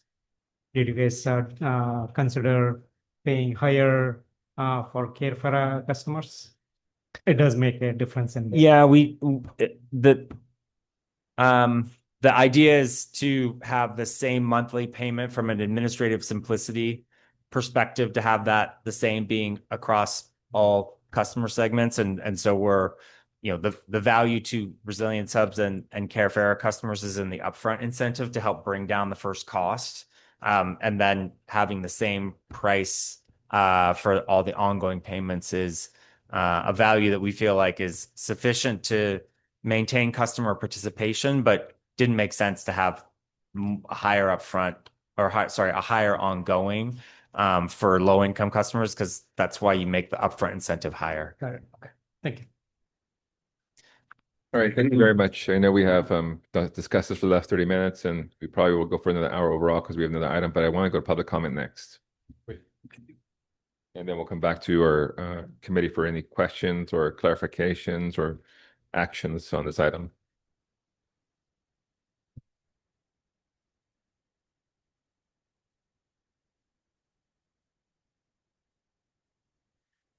Thank you so much to the Community Advisory Committee members. I know you are volunteering your time during a late evening. I also want to give a huge shout out to JP, local development staff, Allison and Heidi, Felice. Just also wanted to give a shout out to Emerald Cities Collaborative, who've been taking a lead on this. We are close partners in doing community outreach, and we just want to provide a little more context on the pilot sites because there has been clarifying questions around the characteristics of pilot sites, and they include worship centers, homeless organizations, youth centers, services that are provided with holistic community resilience in mind. And I know that first, just wanted to share that we work with Emerald Cities Collaborative, and I'm Dohi as a campaign organizer with Local Clean Energy Alliance. So we work closely with community engagement and outreach. And the reason why we submitted a letter with recommendations tonight, and hopefully that's before you all as CAC members and you had a chance to read it, including AVA staff, is we have developed these recommendations through community surveys, through talking to pilot sites, through working with ECC. And first, just wanted to go through the community definition of resilience hubs. The reason why I wanted to highlight the characteristics of pilot sites is that not one size fits all for the resilience hubs in both Alameda and San Joaquin counties. So as we hopefully get 20 sites interested in this enrollment into solar and storage incentive, that we be mindful that it includes disaster training and preparedness of staff. It includes providing medical distribution, food distribution at these resilience hub sites. Clean energy solutions and clean energy services is pivotal, but it's in conjunction and not siloed from everyday resilience programming that is proactive to climate disasters, not just reactive. And I also wanted to comment on the support for the CCA Workforce and EJ Alliance, dreaming of kind of different allocations to community resilience hubs in both Alameda and San Joaquin counties. We know that a lot of resilience hubs don't have solar array systems already. This is kind of targeted towards resilience hubs that already have solar panels and are ready to go to receive solar batteries. But that also leaves a huge chunk of emerging resilience hubs that provide life-affirming services that would benefit from different solar financing support, such as on-bill financing, such as different state grants, Strategic Growth Council's community resilience centers, extreme heat resilience, climate resilience planning grants that it's going through round 2. So just to be creative with the allocation of appropriations and knowing that it's not just the solar and storage incentive. And LCEA and ECC have submitted priority recommendations to develop an equity matrix. It's not just Cal Enviro Screen 4.0. It's not just one measure. It's also thinking about climate vulnerable spaces and spaces that have brownouts and blackouts. And so just really want to emphasize that. Thank you so much. Thank you. All right, any other public comments in the room or online? Yes. And Harvey, you're recognized for 3 minutes. Can you hear me? Yes. Thank you. Thanks for the presentation and all the planning. I have a few questions. One is that, a comment, I'm so surprised that running this VPP would cost AVA substantial money. You talked about the decreased revenue because people would be buying their electricity at the cheaper rates, but AVA would be buying it at cheaper rates too, right? AVA would be saving on buying the electricity at peak rates. And then also I wonder if it's because you're not having most of the customers discharge power to the grid during peak use times and peak rate times, only during these extreme episodes on the grid. So that is a question why I know that Jim Lutz asked why you only have the people under 4 kilowatt hours doing that, but I wonder why wouldn't that help with the economics of it too? And a separate question, the SGIP 11,000 on for the 10 kilowatt hour example for Care and Farah customers. Has it been confirmed that at least at this point that they can stack those? Because in the background materials, it keeps putting that as a caveat, saying assuming that they can.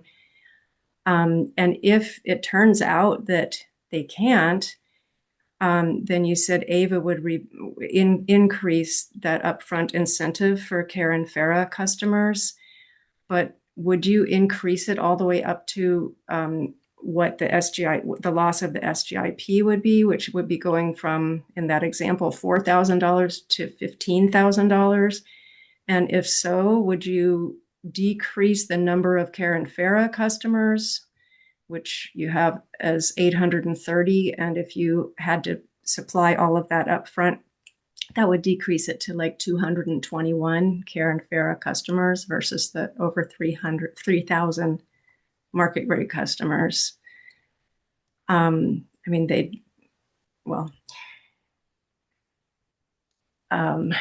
I guess if you're not going to go all the way up, then there are probably no Care and Farah customers who are going to be able to put several $1,000s into buying a battery.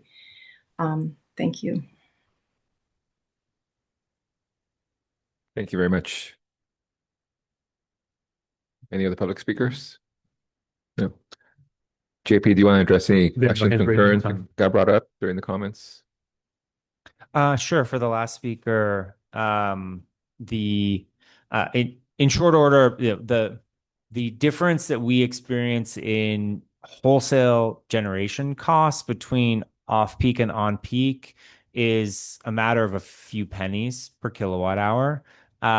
So there are days and times where we experience higher wholesale generation costs in the afternoon, but it's, on the order of, 5-7 cents. In many days, it's actually quite flat. The difference between off-peak energy, I pay, is 26 cents off-peak and 62 cents on-peak in the summer. So it's a 37% difference. So, sorry, 37-cent difference. So the scale of difference between wholesale power and retail power is orders of magnitude. So recognize that the caller is asking, are we saving money? Yes, we may say a little bit, and the table on on one of the appendix slides, let's see, on slide 21 does illustrate that we do save about $75 per year in reduced day ahead energy costs, and we have $33 in reduced REC costs, but that doesn't recover the lost revenue that we experience from customers not buying energy. For SGIP, we have confirmed for now that for Care customers, customers will be able to stack our program with SGIP. If that changes, then AVA would increase the upfront incentive to $950 per kilowatt hour, which was what we had proposed before we learned that we could stack SGIP. And so if that went up, the budget is fixed at $3.75 million. Therefore, the number of customers that could be enrolled in Care in the Care segment would go down. So that we would be responsive to the market signals in how we could stack these incentives. Thank you very much for those responses. With that, I'm going to go back to the committee, and I think our vice chair had a question or clarifying comment. Member Pacheco, and we're getting close to the top of the hour. Thank you, JP. I just had a quick question. What couple quick questions? You may want to speak up a little bit louder. Pardon? Oh, sorry.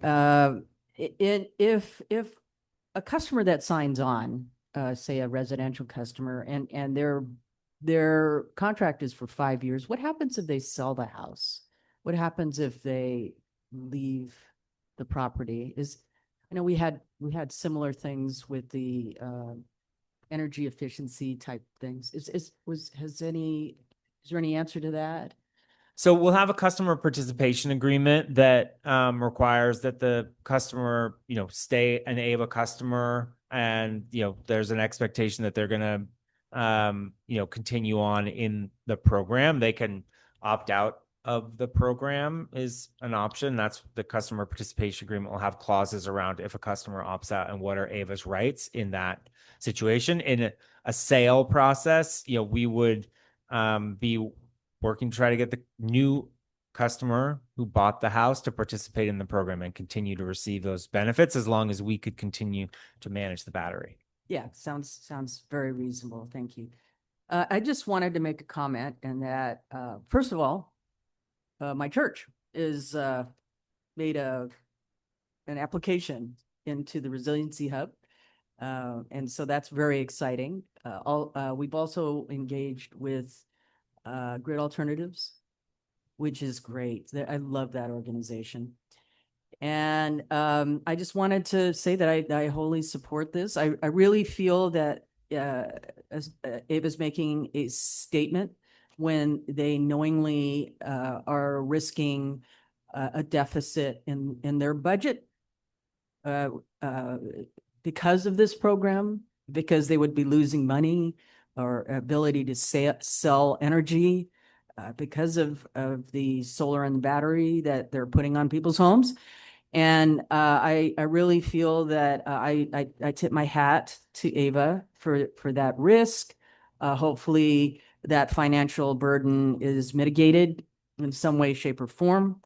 And but at the same time, you're proving that you are a community organization rather than a financial organization solely based on profits.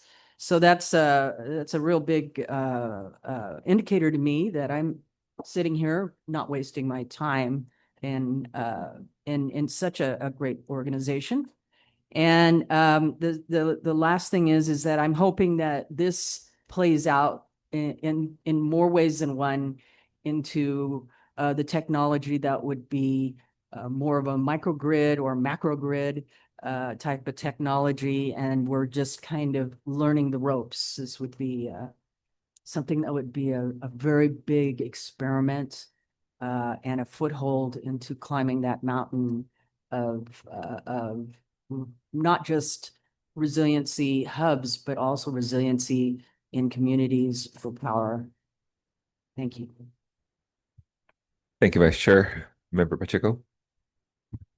Thank you. So a question or two, looking at your numbers, how you broke down, are you expecting the Carafera customers to have like 2 kilowatts per customer, less smaller installations than no? Okay, it seems like it's like 2 kilowatts less if you break down the money in the post. We're expecting more BYO, like customers who have existing solar and just and batteries and just enroll into the VPP to come out of the market rate. So that's why there's the math isn't super straightforward on the upfront ongoing to the megawatts enrolled. And as to your comments on the consideration of we're trying to actually get the installers interested enough to be our ambassadors to go out there and participate in this program and get customers to sign up. So, well, I'll tell you, so I'm sympathetic to the questions asked by the EJ and Workforce and the LCEA around and always wanting to put as much of our resources to Carafera that we can. Do you feel that if this money was more of this money was allocated to Carafera, which is more expensive, which would reduce customers, is there like what's the floor on what you think is large enough number that would actually stimulate interest by the installers to go out there and get customers? So I mean, like as it is right now, it's basically 4,000 customers. if the board were to increase some of this funding to the Carafera, we'd have less customers. Where are you feeling that, once we get below a certain level of possible customers, and the reason I was asking about kilowatts, because I was thinking, is it installation versus kilowatts installed? Like, are the PV installers like, no, we want to put up this many panels and this many batteries? Or is it individual? Do they make more money from their perspective and are more incentivized by separate projects, even if they might be smaller? But you're saying that they don't seem maybe to be different size. So again, if more percentage of this was allocated to Carafera by the board, we reduce customers. Where would you feel we're getting into the point where there might not be a large enough demand to instigate or to incentivize the installers to go out and make this program work? Yeah, I honestly think that we're there. The installation rates of solar during NEM 2 would go between 400 and 700 new installations a month. There's a big drop into NEM 3, down to like, I think 300 to 400, per month. That's still 4,000 a year. We're expecting to capture maybe 25-30% of that. Our goal is to have a multi-year program. If the number of customers reduces down to something where it's like you've got 6 months worth of dollars in customers, like, I don't see installers really putting that much energy to this. And it's very much around megawatts and number of customers, number of sales. If you put it all into one sale or 20 or 40 resilience hubs, then there's, I think we will still potentially deploy it, assuming there's sufficient interest. But you're just not going to get the same level of interest, and it's not going to provide the same level of support to the industry, which, is suffering. So that's part of the reason that the board want to suspend this money, is to bolster the industry. It's taken another kick in the teeth, with the ITC. So, this is an effort to provide some more volume. If that volume just, goes down considerably, then we just, there's less there for the industry to work with. I didn't catch that was one of the explicit reasons or one of the outcomes that we wanted was to give some volume to the installers. Are you thinking more of like just splattered across or spread out across a bunch of installers? Or are you thinking like you're kind of trying to incentivize 5 or 6 companies to really engage?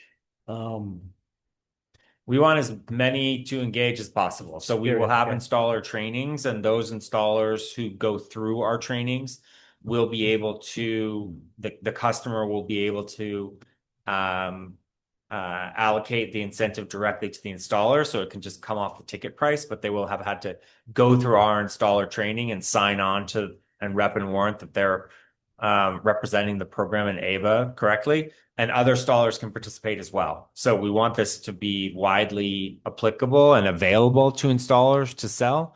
But we also expect that they're going to reflect on AVA in a positive light. Do you already have some installers who have signed up for this potential training if this program is approved and goes through? Yeah, we've been in extensive discussions with CALSA and with different individual installers as well. Okay. And then another last question, I think. So this program is beautiful. I love the program. I'm sympathetic to some of the arguments that are made around moving numbers around. Some of what you told me kind of makes me think that maybe this makes sense to start. Are we seeing this as something that we can change the percentages as we go forward? If we see all of a sudden there is a bunch more resilience hubs that really want to participate, and that maybe the residential market isn't engaging, or is there a possibility to move the percentages around within this program next year or the year after this starts? That would be a board decision. The way that the authorization is currently worded in the board authorization would fix those percentages to 50, 25, 25. For the full 5 years for the program. Yeah. If we're seeing, if in a period of time we're not seeing uptake in one element of the one customer segment, then we would come back to the board and explain why we don't see that happening and what's the right corrective action? Maybe the incentive is too low, maybe the outreach isn't sufficient, or maybe there's not enough interest in that customer segment and you should put that money somewhere else. But that would be, we would bring that back to the board for discussion. JP, can I just clarify something quickly? Sorry, this is Annie Henderson, Chief Customer Officer. If I understand your question, it wasn't, could we reallocate dollars within the existing roughly $15 million? It would be, could we add new money in if we saw a segment doing very well? No, I mean, hopefully. You were we reallocating. have extra money that we can throw at some good programs that are working. But no, I was thinking like, if it turns out that, this is what we got for 5 years, whether or not, as we see what the outcomes are, we could move it towards move higher percentages to the resiliency centers or to care and fair customers. And I would imagine it's the normal bureaucraties where you'd have to convince the board, We'd bring it back. Yeah, we would explain. We'd have to get the board to reopen the issue and consider moving the money around. That's correct. Okay. In the current $15 million proposed split in that pie chart. Okay, thank you. All right, so I think we've talked through public comment, committee questions, clarifying actions. We've understood that there will be interest to shift monies around in some capacity. However, right now we're looking from the original board direction was to sort of support the solar storage installer opportunity. And since then, we've seen more of an element of resilient hubs. We still are allocating some money towards that initiative, but still pushing forward more installation solar storage, which I appreciate and I support. With that, I'd like to move forward the staff recommendation as recommended. Could I have a second, if any? I'll second. Thank you very much. We have a second. Member Bakusun, any other comments, clarifications? Member Harper. Yes, please, just really quickly. I'm also really supportive of this. It is a beautiful program, and I want to add also that I think there's a major opportunity in addition to really moving fast on building out solar and storage systems. Also, a parallel program that can pull philanthropic resources for ongoing programmatic funding for existing resilient subs. So I think we should just be clear-eyed about what we're asking of community serving orgs to be eligible for incentives. Just cautioning that maybe too rigid of performance criteria could end up categorically excluding certain communities that don't otherwise have the social infrastructure, financial resources to keep response programs operating, growing, and adapting to community needs over time. If, for example, a business plan ends up having to get changed because of an issue that was out of their control, I would just hope that the agency is willing to be flexible and supportive rather than using things like that as a reason to claw back incentive funding. Community-based groups are often not as well equipped and are emerging into new territories in general with the community resilient sub-concept. So I guess my advice generally is I'm very supportive of this program, and then I hope that over time there's additional resources and funding that can be pulled, and that AVA should at least have some role to play in building momentum around like the social infrastructure needs for these resilient hubs to be successful. They can be AVA's best ambassadors, serve as really vital sources of info for people, can be conduits for building trust with vulnerable populations, which also is good for translating to stronger, more refined local program design over time. So with that, I will stop there. But thank you, JP, for the presentation and for fielding, I don't know, like feels like 2 hours of questions now. Really commend you and the staff and all the time that's gone into this.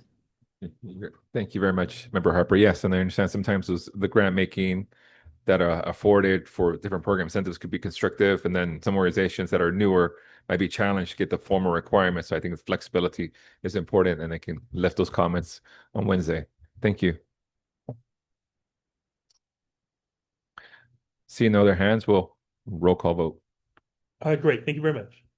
Member Landry. Yes. Member Buxton. Yes. Member Stevenson. No. Member Swan-Minithon. Yes. Member Lakshman. Yes. Member Pacheco. Yes. Member Harper. Yes. Member Lutz. Yes. Vice Chair Susan. Yes. Chair Hernandez. Yes. Motion is approved. Thank you. And with that, a quick 5-minute stretch break, and we'll come back to that. Apologies. Thank you very much, and thank you, Annie, for your patience too. For the next item. I didn't realize it was too long. Yeah, I didn't realize this. The next one is a big one too. Yeah.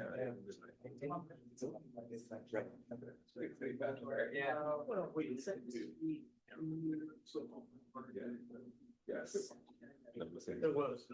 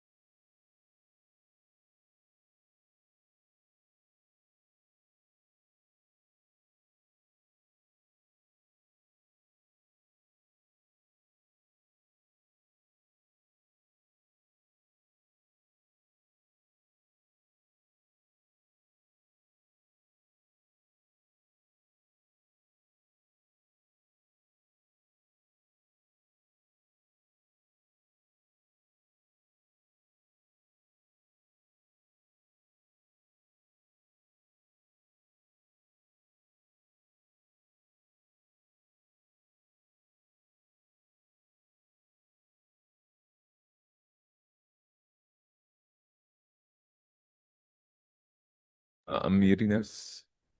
Ready? All right.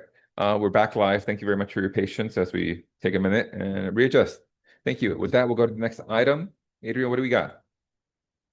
Customer programs roadmap, consultant selection. Thank you very much.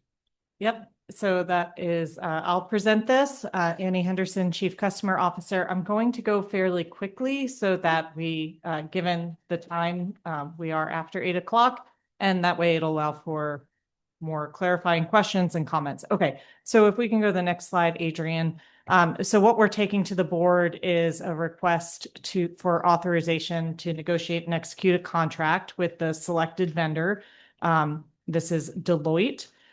This is, of course, for the customer programs roadmap, and the proposed term is about a year. It's through October 2026.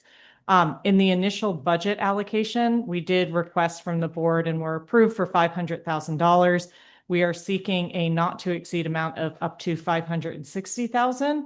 And this additional $60,000, I'll try and itemize later in this presentation, but it really focuses around expanded stakeholder engagement. So next slide, please, Adrian. Context, I think most folks here are familiar with this. I did present to this group in July and again in September. So we have about $100 million in the local development fund. We want to be thoughtful about how those forward-looking funds are allocated. And so we want to work with an outside consultant to help do a market assessment, as well as help identify program concepts, priorities, and metrics for us to measure success so that we can clearly identify our goals and then support the resource planning and allow for increased sort of collaboration, alignment, transparency, not only with our member agencies, but also multiple regional energy networks that now we are part of, as well as our community partners. So can we go to the next slide, please? So we did issue an RFP in September. The scope was included in that RFP at a fairly high level. We did receive 7 responses, 5 of which were conforming. Next slide, please. The proposal evaluation criteria was indicated within the RFP and followed these bullets here. Staff, we had about 5 staff members who reviewed all conforming proposals, and using that evaluation rubric, we scored those and brought in 3 shortlisted responses to be interviewed in mid-October. And we really focused our evaluation on methodology, portfolio development approach, and the engagement strategy. There was a fair bit of difference between the way that the different proposals were approaching these key components of the RFP. Next slide, please. So we ended up our recommendation is to select Deloitte. We felt that they had clear proven experience in strategic planning. They also offered this, sort of national view with both utilities and governments. They did come in with 3 partners, 3 local partners, the first being Powerhouse Innovations, which is located here in Oakland. So they are really going to play a role most focused on the market assessment because they are sort of have their finger on the pulse of emerging technologies and innovation. Kearns and West and EJ Solutions are focused on the stakeholder engagement component of this scope. Can we go to the next slide, please? So just wanted to focus in on the stakeholder engagement approach, as this has been an area of interest both for this body as well as the board. And so we really felt that Deloitte and their partners brought forward a good methodology and approach. What we're looking at now is focus groups, community listening sessions, and a general customer survey under the recommended scope. If you go to the next slide, Adrian, you'll see that there were, in fact, sort of a baseline scope and an enhanced scope, which we have done a lot of work to sort of negotiate and refine and really try and focus in with the Deloitte team on what we felt were the critical items for stakeholder engagement. So if we were to stick with the original budget approval of $500,000, it would be 5 focus groups, 2 community listening sessions, stakeholder map and engagement strategy, and then the integration of those findings into the roadmap. With the enhanced version, we get to expand that to include a general customer survey in multiple languages, as well as the analysis, and then additional time from the consulting team to help integrate that feedback from these various stakeholders and customers into what eventually becomes the roadmap. And so that is a very critical point. We don't just want to be out there, collect information, and then it doesn't get incorporated into the roadmap. That's a very important part. And so we think also that the general customer survey is very critical. In the 5 focus groups, they're really focused around different sort of core stakeholder groups who are already familiar with AVA. And we really feel like it's important to also have just sort of the general public, general customer survey input as well. And we can go to the next slide, please. So we are recommending this enhanced scenario is what we're calling it. The additional 60,000 would come from the local development budget. Like I said, there is about 100 million in there. There was roughly 10 million that was not formally earmarked for any program. And so we felt comfortable recommending that 60K be pulled out of there in order to do the enhanced stakeholder engagement. And then next slide.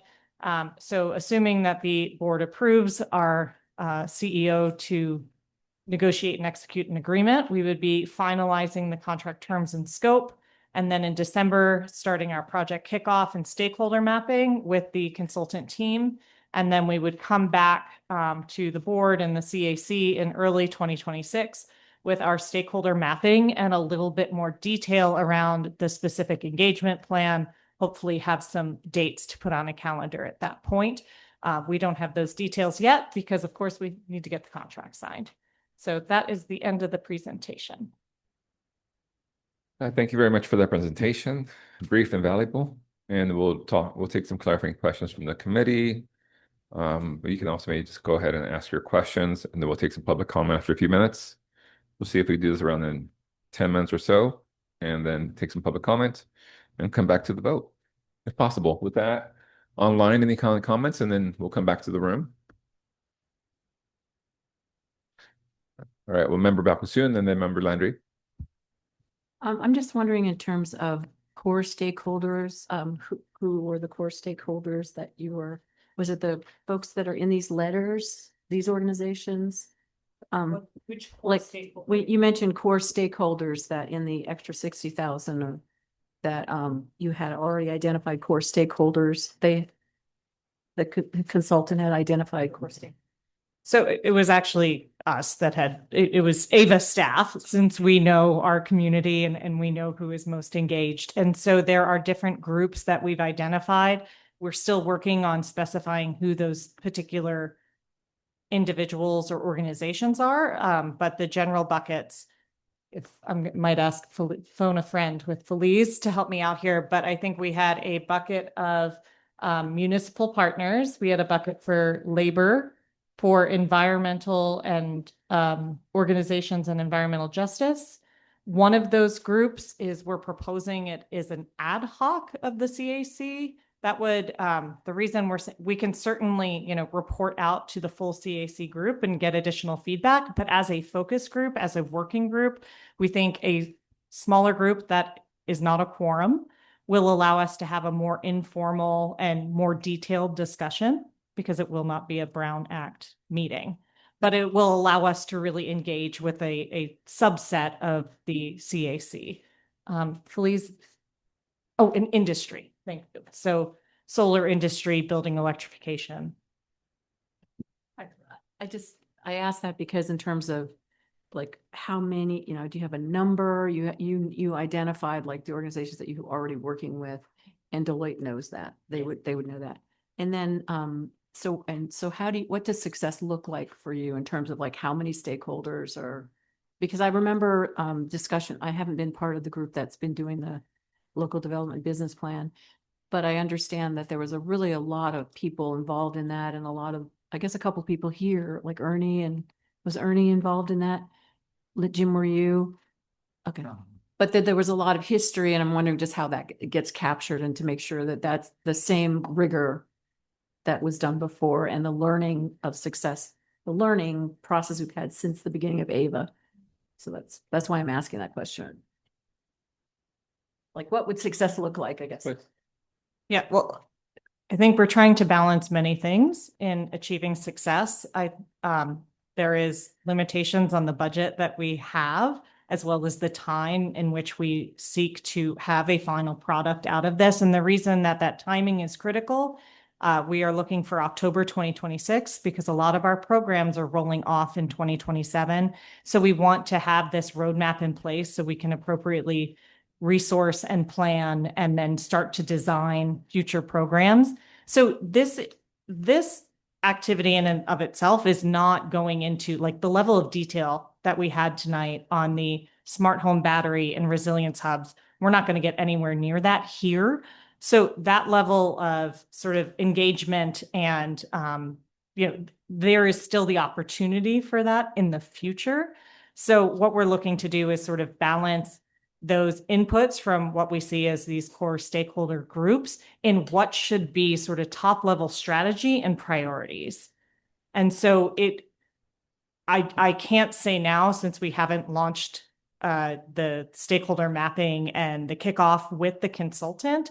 I'm familiar with, the level of public comment, and I think there were 2 workshops for LDBP similar to what we're proposing here in terms of listening sessions. I think we're still working to scope out all of the stakeholder engagement and what those steps are, but these are sort of the big anchor components, because we do need to scope this and budget it in order to contract. Thank you. Sorry, we just had a question about a number of workshops that were previously done to create that along LDBP. So probably various sessions. So we're really around for that information. Cynthia, Yes. we'll give you the mic. Thank you. I wanted to have you elaborate, please, Annie.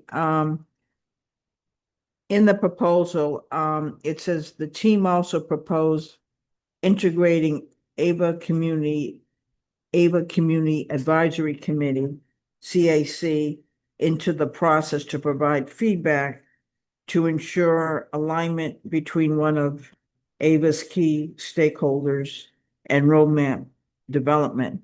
So how would that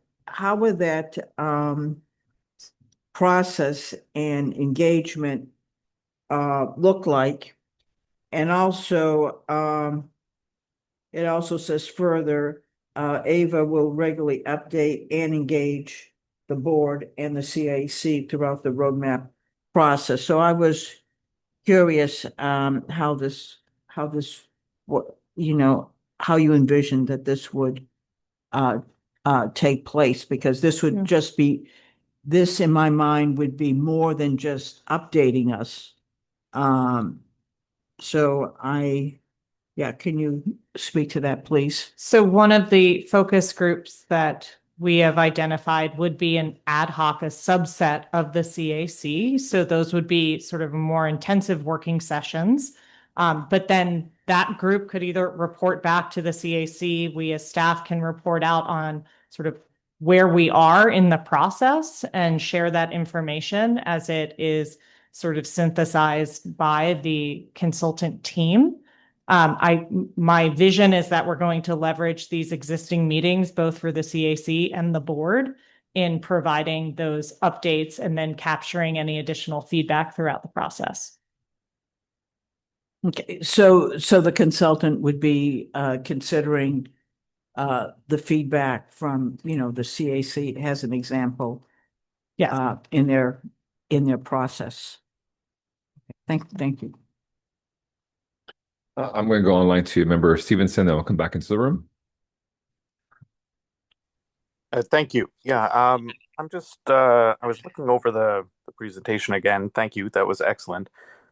I just find it interesting that this is a customer programs project, but we, only a single line item in the extended proposal is actually, asking for feedback from customers. There seems to be a lot of other organizations, a lot of other entities and stakeholders that are involved here, but it seems odd to me that we're only actually asking customers, that's a very small part of that.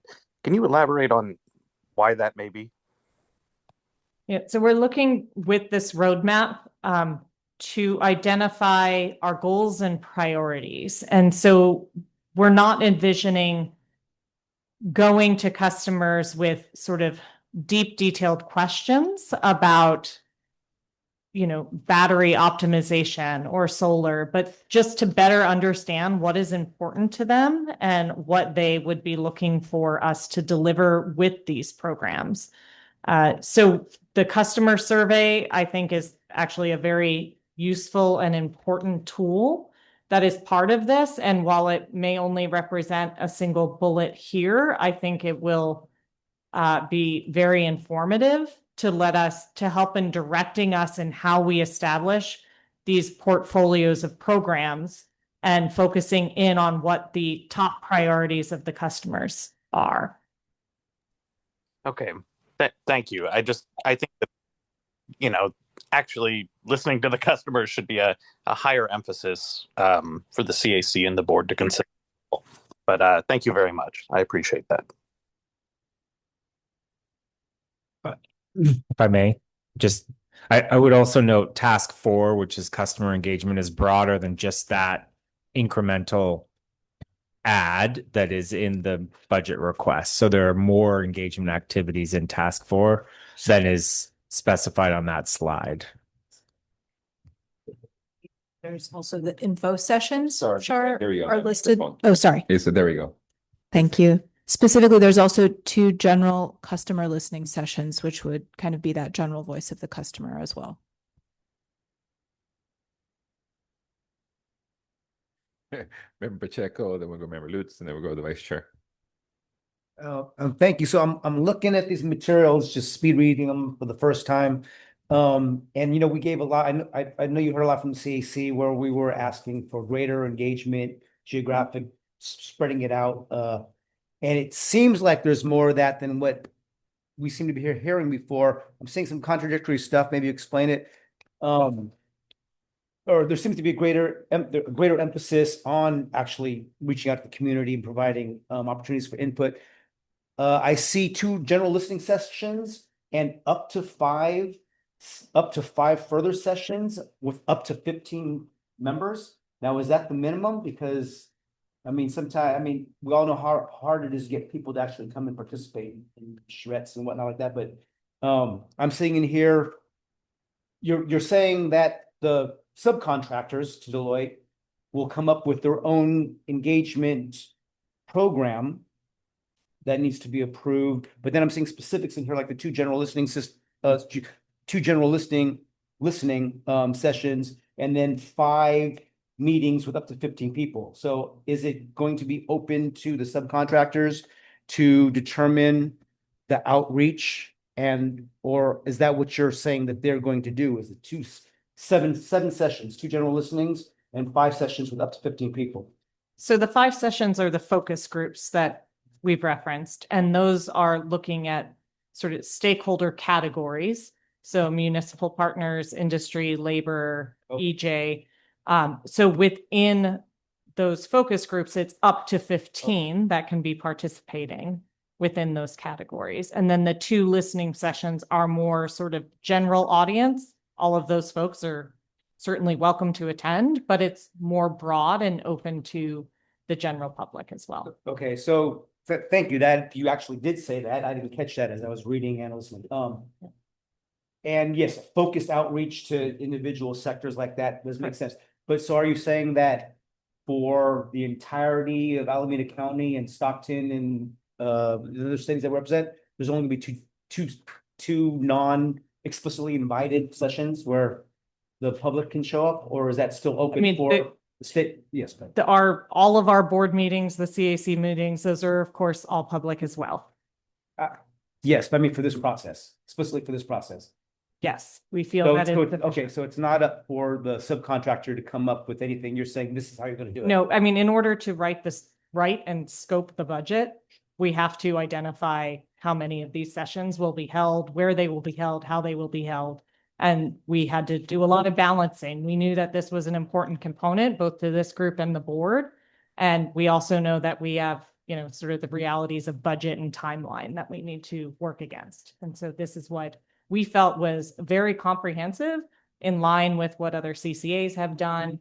And we feel that this has the sort of greatest potential to provide the input that we need for the roadmap. And okay, so all right, so that's what public outreach is going to be, the 7 meetings. 5 with focused, specialized inviting And into the general customer survey, and then the continued through our board and CAC meetings. Okay, thank you. Jim, Yeah. Let's see. I got several comments. There's several intermediate deliverables. The obvious one is the work plan deliverable 1.1. I want to Sorry, clarify. can you specify what you're looking at? Is it the scope? It's the scope of Okay. work, yes. Thank you. In the scope of work, there's several deliverables, intermediate deliverables. Okay. The first of which is 1.1. It's the project work plan. Mhm. I want to clarify that those will be circulated to the CAC and available to the public, and that you'll be taking input on those. Of course, for a limited time, because you got a timeline and budget to meet, but that's, I want to make sure that the intermediate steps people have a chance to comment on. Yeah. Again, we're trying to balance the efficiency in the budget. Right. At this point, it is not explicitly stated that the work plan would be shared publicly and made available to the public. I would recommend that and other key intermediate deliverables be shared as early as possible, so that any input that's missed or insights that are overlooked can get rolled in as. Yeah, we do have a team of Expect- staff that are all working on I this, know, so we I feel that we are going to pretty comprehensively cover it, but no, your recommendation is noted. I would also recommend that task 2 be put after tasks 3, 4, and 5. And task 2 is refining the objectives of the customer program roadmap. And the way it's proposed, you're doing it before internal assessment, before community engagement, and before market assessment. So it seems like you're defining what the goals are before you know what you're trying to solve. And that seems sort of backwards to me. Yeah, the tasks are not necessarily chronological. Okay. They are outlined here in order to try and Yeah. create some structure to the scope. I understand what you're saying. I think we also need to go forward when we're asking for feedback from the public with not just a blank page, but something to respond to. And so portions of task 2 will be done in advance in order to utilize and get the most value out of the feedback that we receive. But it doesn't mean that it'll be finalized before that feedback is received. Okay. And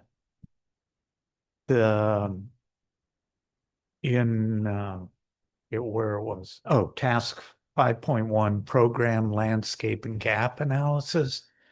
You talk about AVA's programmatic focus areas, building electrification, energy efficiency, load management, and transportation electrification. Yeah. Those are taken as given in this, and they're assumed that way. And it seems like, again, that's defining the end product before you know if that's really what you want, and before you've done all the assessments and the engagements, and what do people want? What do your customers want? What do your board's constituents want? And I like them, and I'm not saying they're wrong, Yeah. but they should be in line with what the objectives that were laid out in the JPA. Do you feel they're not aligned with the objectives laid out in the JPA? There's nothing in there about reducing electricity costs. And that was in the JPA. Mm-hmm. And I think that's an important reason for AVA. Yeah. So Just to clarify, that didn't mean to be exclusive of affordability. I think we see that we've done a lot of internal work on this, and it gets very circular. And Right. so you have your objectives, you have your focus areas, and then you have your priorities. So it's as we're looking to achieve an objective, let's say decarbonization, it's not just decarbonization. It's not all created equal, right? We have Right. priorities about how we want to achieve that. We want to address equity communities. We want affordability. We don't want it all to just be transportation focused. We know that we want to sort of address different sectors. So I think of those as the different priorities. So I would just ask for a little grace and understanding that when we lay these things out, it's to give us a structure to then think about how we create programs and lay them out over the next 5 to 7 years to achieve the end result and the objective. But it isn't meant to be exclusive or to say that all of AVA as an agency is not also thinking about affordability. I understand, but it seems like that there's assumptions made on what the program's going to be doing and what the goals and objectives are before you ask your customers and the public you serve what those goals and objectives should be. So, the same thing in like task 7, the metrics development, that those metrics are workshopped with AVA staff. And I agree, you need metrics that make sense to staff, but they should be developed with input from the board and public. And in terms of level of engagement, going back to what Member Stevenson and what Member Pacheco said, I remember participating in the Oakland's Equitable Climate Action Plan process that EJ Solutions, and I was very glad to see that you've got EJ Solutions on. They did, I believe it was 9 workshops across just Oakland. And they got, I think I went to 2 of them, and they had like 40 or 50 people at both of those, maybe more. So it's obviously hard, but organizations like EJ Solutions know how to do public workshops and engage in different sectors and stuff. So I think you're making it more difficult than it is, and I'm glad to see that you're proposing to hire somebody who knows how to do it very well. So I better stop, or we'll be here until 3. No worries. Thank you. I think Vice Chair Susan, I think you were next, and then we'll go to Member Harper. Thank you, Annie, and AVA staff. Now that you've started to engage, I want to applaud you in that you're including the Community Advisory Committee and all of the members who may want to participate under a quorum, that is. And I would like to also have some sort of communication about how the advisory committee can help, because we want to put our money where our mouth was, and be able to help in a most efficient way.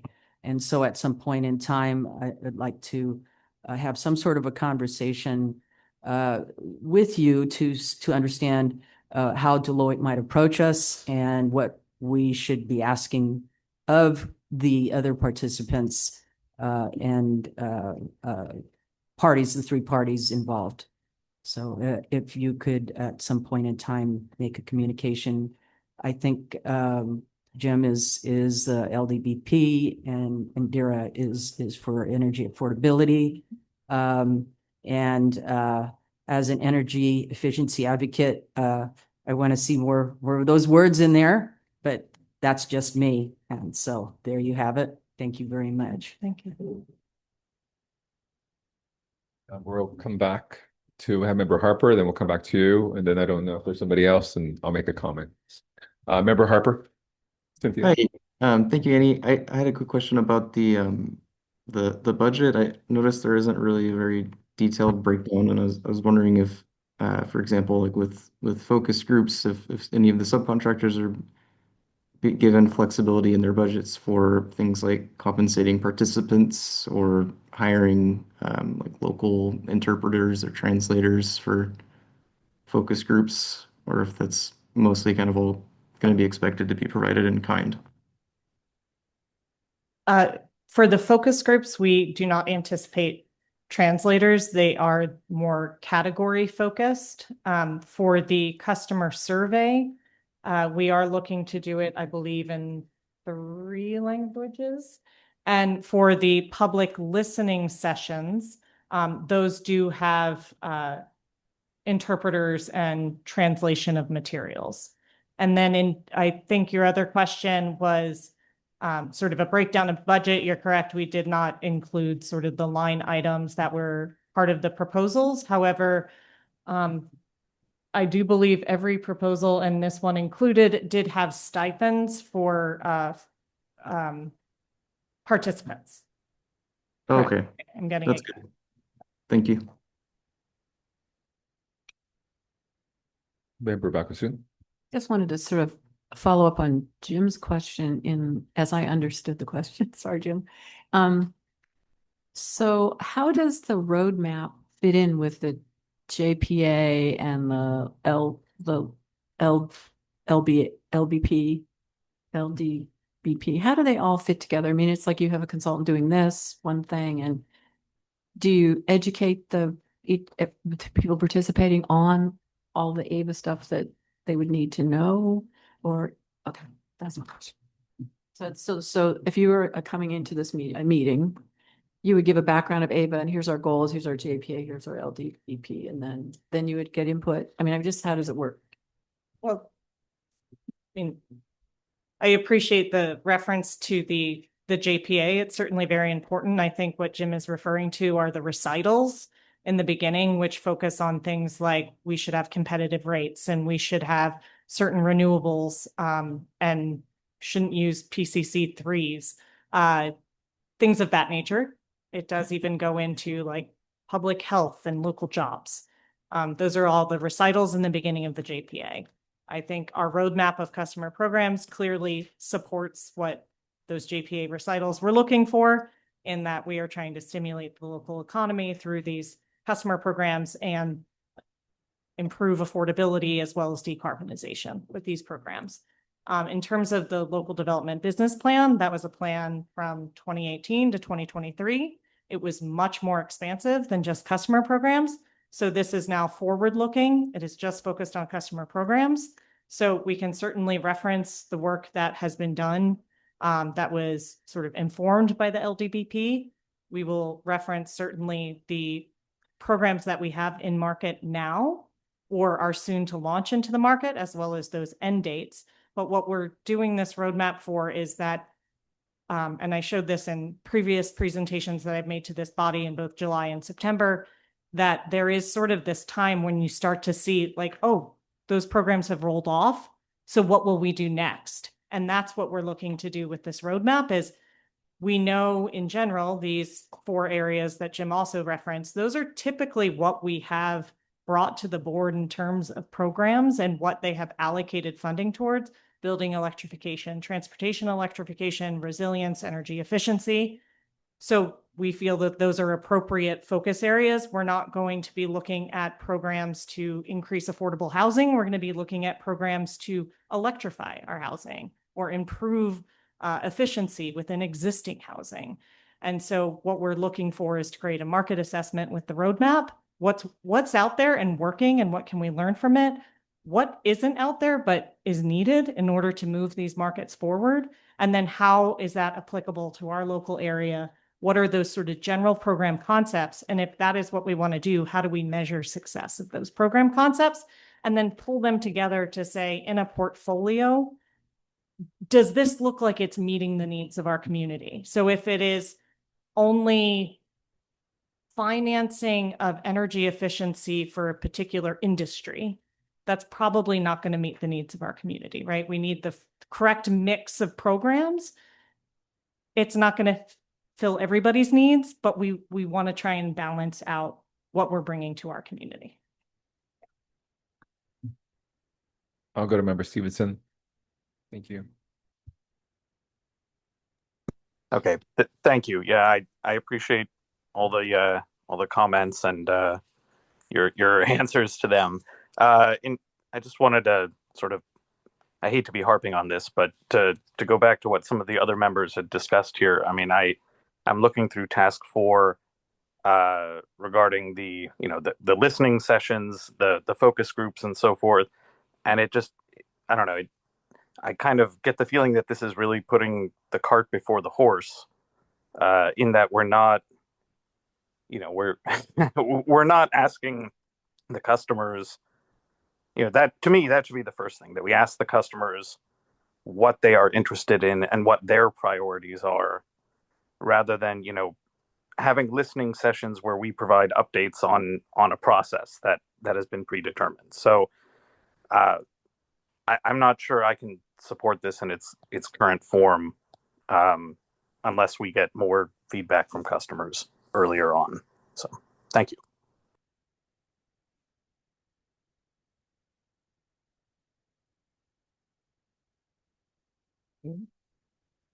So I'll try to provide my comments in brief and clarifying questions.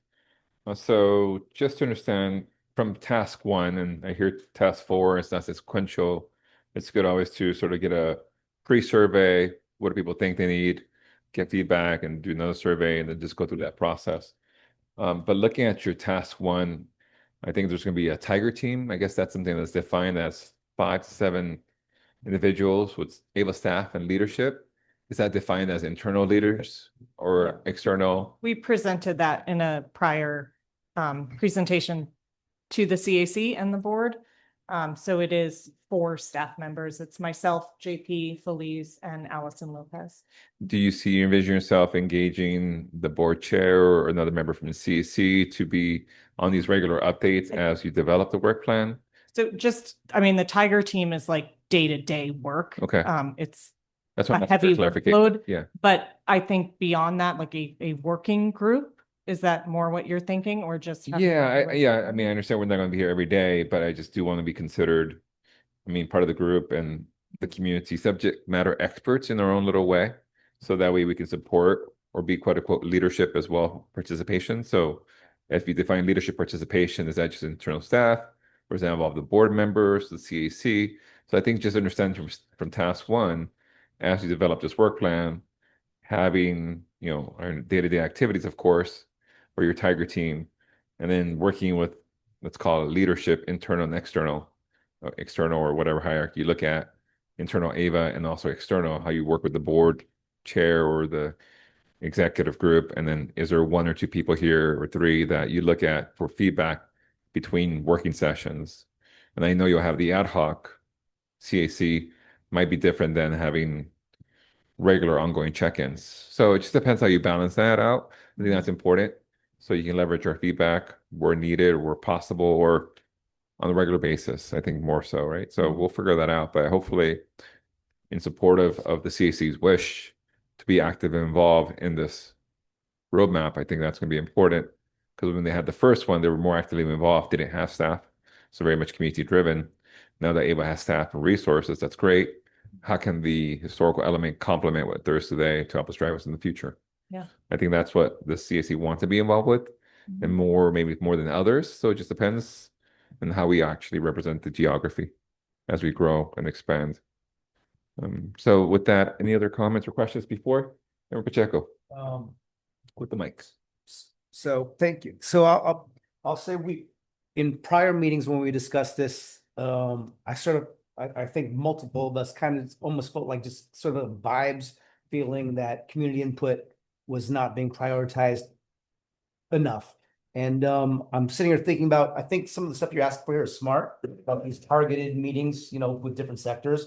Makes perfect sense. I like that. But my understanding and like Jim was saying, EJ Solutions, I've participated in some of their work. They're good at what they do. But for the size, and granted, there was a lot of turnout at that climate action plan for Oakland. I've been part of other ones. And there was a lot of community interest, and they were very good at getting the word out there. Having just 2 general meetings where all the communities that care about this over our huge service territory, for something that a lot of us feel this is really important, this product that we're trying to produce, that just does not seem enough. 2 general meetings does not seem enough. So that's my one comment on that. And I don't know if I can vote for this either, if there's only gonna be 2 general meetings for our whole service territory. Also, I want to say that the subcontractors to Deloitte that you've listed, particularly EJ Solutions, look good. I have a comment about our the general contractor Deloitte, and I don't know if you are ready to call the question about if a motion was going to be made, but so I'll speak now. So Deloitte, Let's make sure we're closer to the mic too. Yeah, Deloitte has contracts with ICE currently.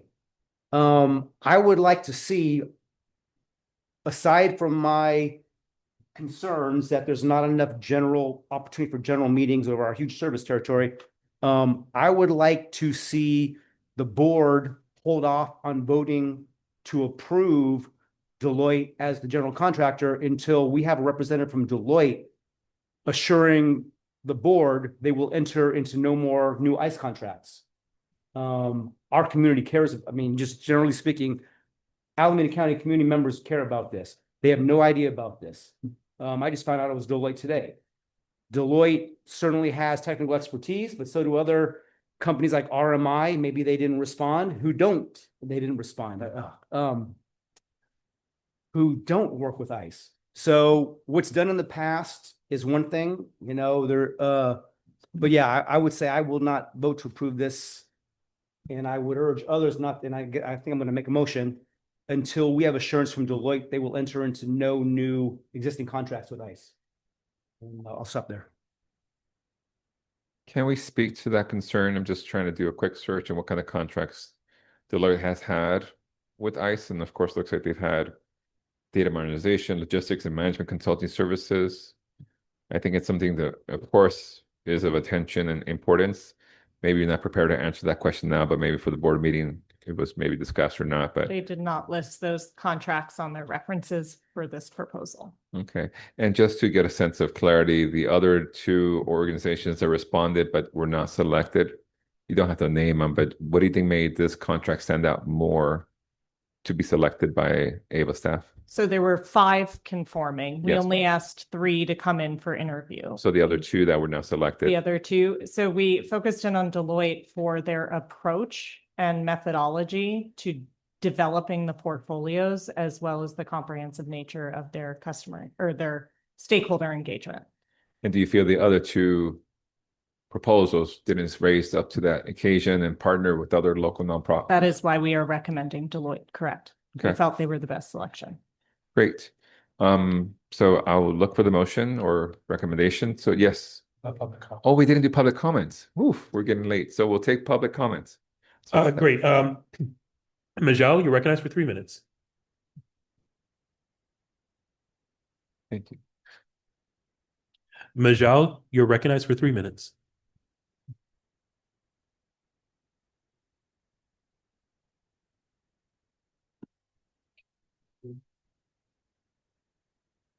Hello, can you hear me? No. Yes. Yes. Wonderful.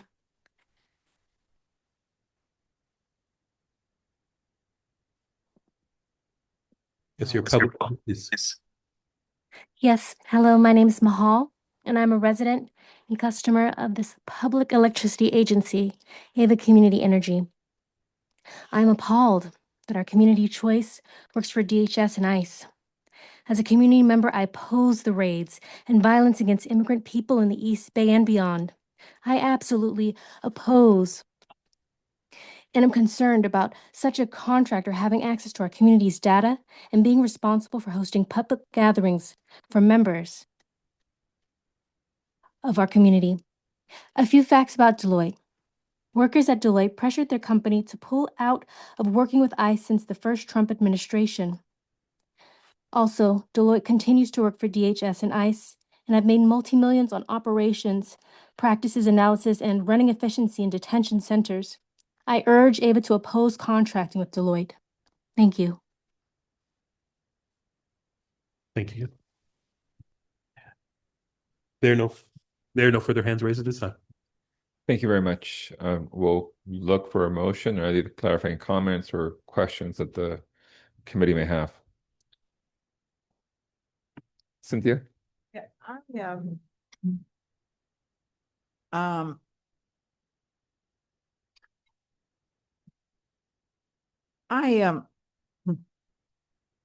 I'm gonna have, well, I'd like to see it, vetted more. Deloitte's, relationship to the ICE contracts. This is new to me tonight and,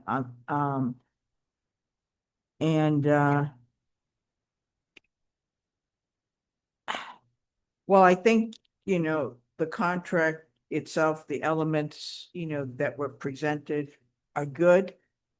I have a problem at this point supporting the selection of Deloitte unless it's clearly vetted that they do not have a relationship or past relationship with ICE. So my local has taken, various stances and yeah, this is the vendor is troublesome if, what I heard was correct. So thank you. Thank you very much. So I will, Vice Chair. And then you. Okay. Forgive my ignorance with this. We like the three subcontractors, Powerhouse, Innovations, Kearns and West, and EJ Solutions especially. Is there a way to keep this going by in the case that Deloitte and there is a stipulation that they refrain from working with ICE in the future and they regretfully decline? Is there a way to still engage with these three subcontractors? And forgive me again for my ignorance on contracts. Thank you. So they submitted a singular proposal under Deloitte. So I think if it were, if the board was to direct us to seek that kind of assurance from Deloitte, and if they were to decline, I think we would have to go back to the other conforming responses to the RFP. I don't think that we could sort of cherry pick the subcontractors and try and match them because it is just a single contract with a primary and then the subs. But I will say all conforming responses all included a local partner and that local partner was primarily scoped to engage around the stakeholder engagement. So any contract that we would bring forward from that pool of conforming bids would include a local contractor, a local subcontractor that would help facilitate that work. So Deloitte could have them sole source to them. The subcontractors could have had a prime agreement just with Deloitte. Were they on the other contracts also that conformed? The same like EJ Solutions, which everybody liked. Yes, I know. Without disclosing all the information, there were some subs that were on multiple proposals with different prime contractors. So I guess what I'm most concerned about is the fact that they did not disclose to you that they were an ICE contractor. So I think that above and beyond this whole conversation, they should have disclosed it. So that's a problem in my opinion. I was not aware of that before this evening either. I will say that the Deloitte did send a team in for their interview. We were very impressed. Yeah, they are in the sustainability portion of the business. I could not imagine that we would have any overlapping staff, but I understand the concern that Deloitte as a large company has these other contracts, but I feel fairly confident that the staff working on this are not the same, but I understand. As a CAC person, I think we have to pay attention to that. And I think we would not be doing our job if we did not mention that and object to it.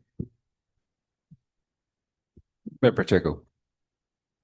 Just a comment about what I've seen with contracts going out in conglomerations. I don't even know what the term of art is for when companies come together. Sometimes it's a prime contractor who explicitly goes out and gets subcontractors, and sometimes it's multiple companies that come together under an LLC to respond to these RFPs. I've seen it many times, and I've also seen when problems come up that another RFP goes out and there's a real quick rejiggering of the players. Sometimes players swap places and whatnot. So when there's interest in the RFP by a broad enough group, and you can see a pretty quick moving around to get all the pieces together. And I say that just to say that, like, if the board does agree that we need an assurance from Deloitte and to hold off on the vote, or Deloitte pulls out, or the board decides that Deloitte is inappropriate, that I think some of these interested players will be talking to each other. I'm disappointed here that RMI didn't reply because yes. Or DJP. I think we have three final bids that we were evaluating, and each of them has their own project team. So I think to Annie's earlier point, if we were to not approve this contract with Deloitte, it is highly unlikely that Kearns and West Energy, the Powerhouse Innovations and EJ Solutions would move to a different general. We had two other generals who had their own sets of public engagement teams that were already scoped up, had agreements with them. So that's not a shuffle. It would be a switch to a different contractor who has a different engagement team. So I just want to address that because I don't see that as being a realistic outcome for this committee to believe in. Appreciate that input, and I take it at your word with the players that responded, or the three that you considered of the five. If this was put out again, obviously, I know I'm going to call RMI and say, do you even know about this? And try to get them. And there's other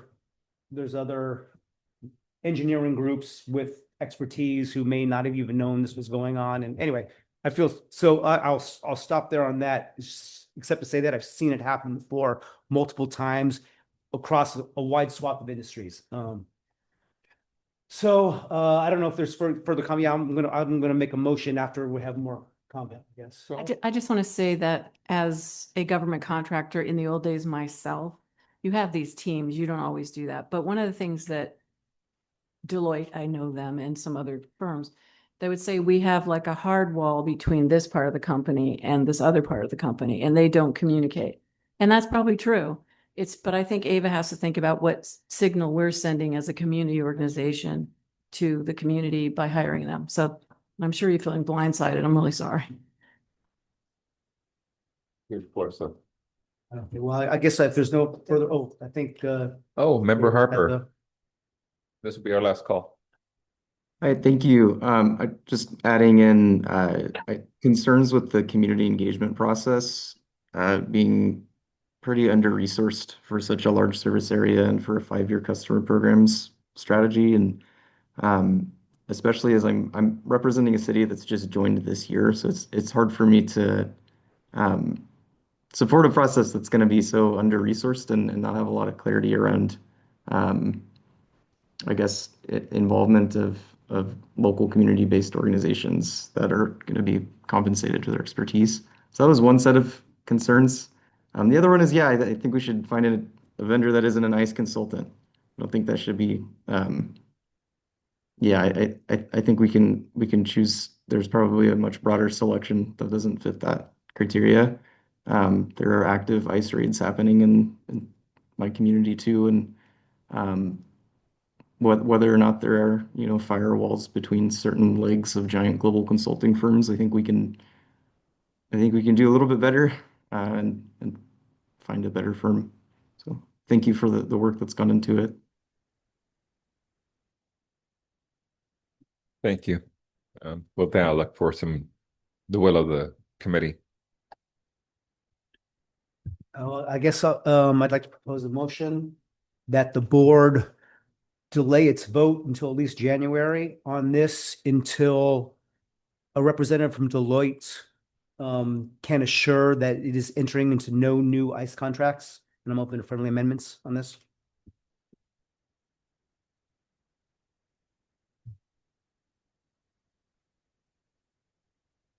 Can I just comment on your move?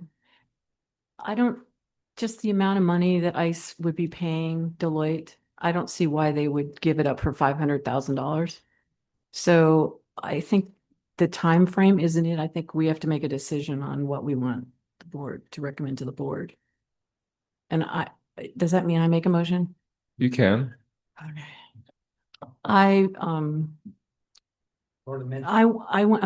I just want to say that I know that the staff has worked really hard and the presentation was really good.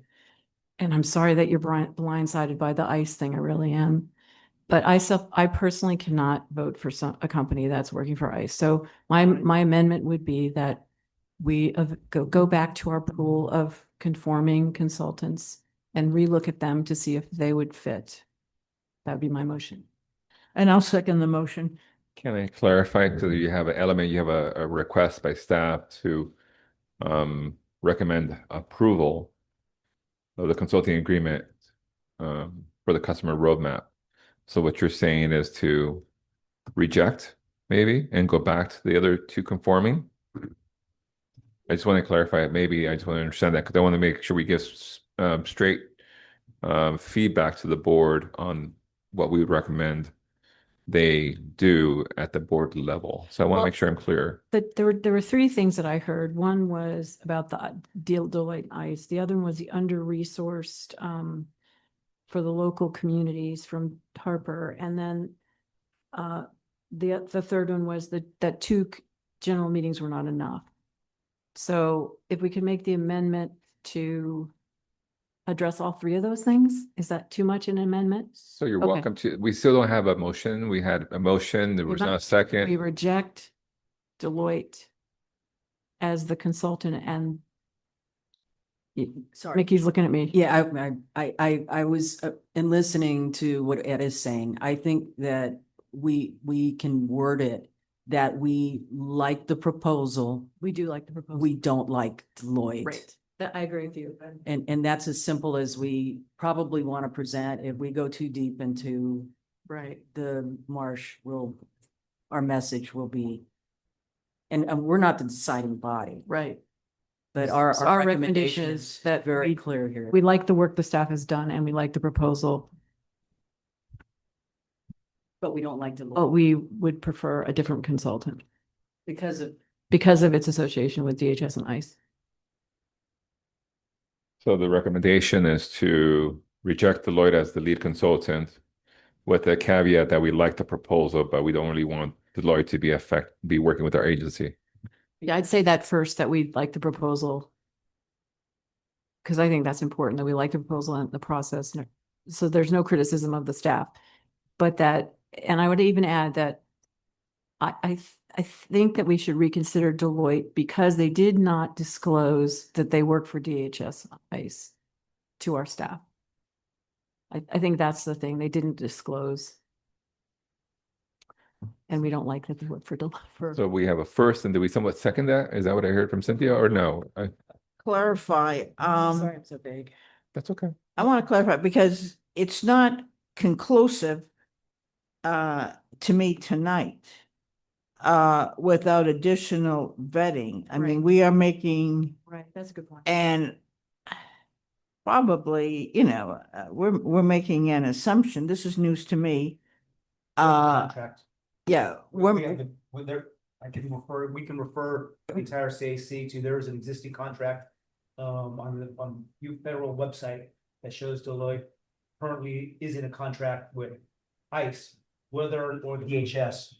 That's why I worded it as no new contracts, and they currently are. well, contract with ICE. I think if they've had any contracts, you know, whether it's past or continuing, that is problematic to me because, you know, and it's certainly problematic for my local. So I, you know, so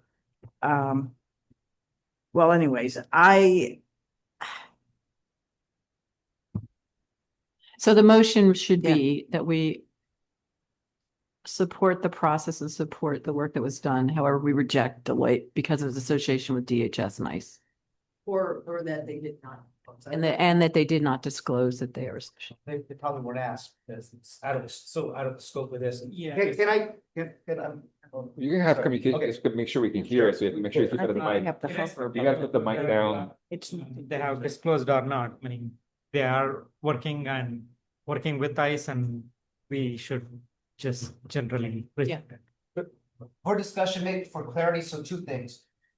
I agree, we want no, sorry, maybe just to simplify, make a motion that we ask the board to not sign a contract with Deloitte because they work with ICE.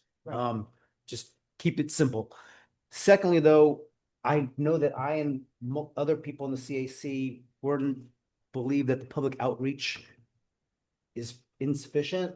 And so I think this product, and I think the work that staff did is great, but I don't want to say that I support it because I don't support a process that only has 2 general meetings. So I would just leave that out. We can address that separately. Okay. So maybe just to keep it simple, we just make a motion to oppose Deloitte, sign contract with Deloitte, but maybe we can put in there that we have no opposition to the other 3 subcontractors.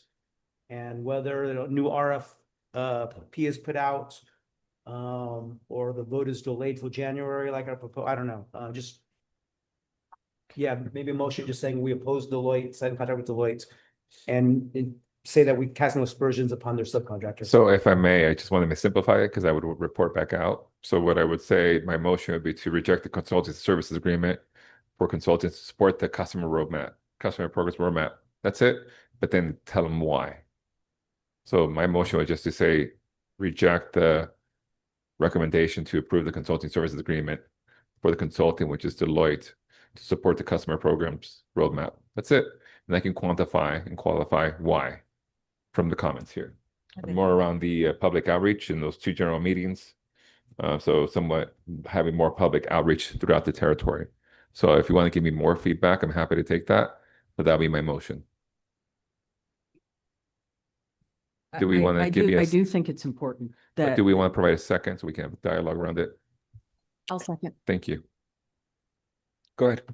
Okay, apologize. I do think it's important that overall, the proposal is agreeable. And I think we should vote yes or no, depending upon what we feel is a problem for us, if it's 2 meetings or if it's not enough support, but we will vote. But I do want to document that we do appreciate the work that Ava has done so far. And I would like that kind of verbiage in there. And I think we were going along it very well with this until we heard about Deloitte. But that's just my suggestions. And I know that I would want to have more information. So even though I made the motion and seconded, I may abstain because I want more information from Deloitte or staff. I'm going to go to Member Stevenson online. I was going to say something along those lines, that I think that we should vote on the merits of the proposal independently of any discussion about Deloitte and ICE. And it seems like you beat me to it. So thank you. Thank you. Other questions, clarification, comments? Cynthia, then Jim. Yeah, I think, especially the organization, Ava, we have to be careful and I know it's in that website, Ernie, that you're talking about, but I'd like to see that vetted more. I do agree with Ed, it should not be, we just reject the consultant and we don't have to say why, but I think we have to be careful. Unless we know absolutely, and we can't, this is I'm not an attorney, but this is we're saying something negative about a big vendor, and we have to be careful, before we, so I'd like to see it, vetted more, and that website vetted more, but I'm not gonna, I can't support Deloitte in terms of what I've seen, what I heard today. Notwithstanding, it must be vetted more. Go ahead. It almost sounds like we have two proposals here. One is on the content of the roadmap proposal, and the other on Deloitte and DHS and ICE. Maybe we should separate them. That's what I was thinking. You repeat what you're thinking. You can do it for Two motions. One that you said, Ed, that we recommend the board reject this bid from Deloitte. And you could and then expand on ICE, on the ICE concerns. What's the second piece of it? The second piece would be, we like the roadmap process as laid out, but strongly encourage more public engagement.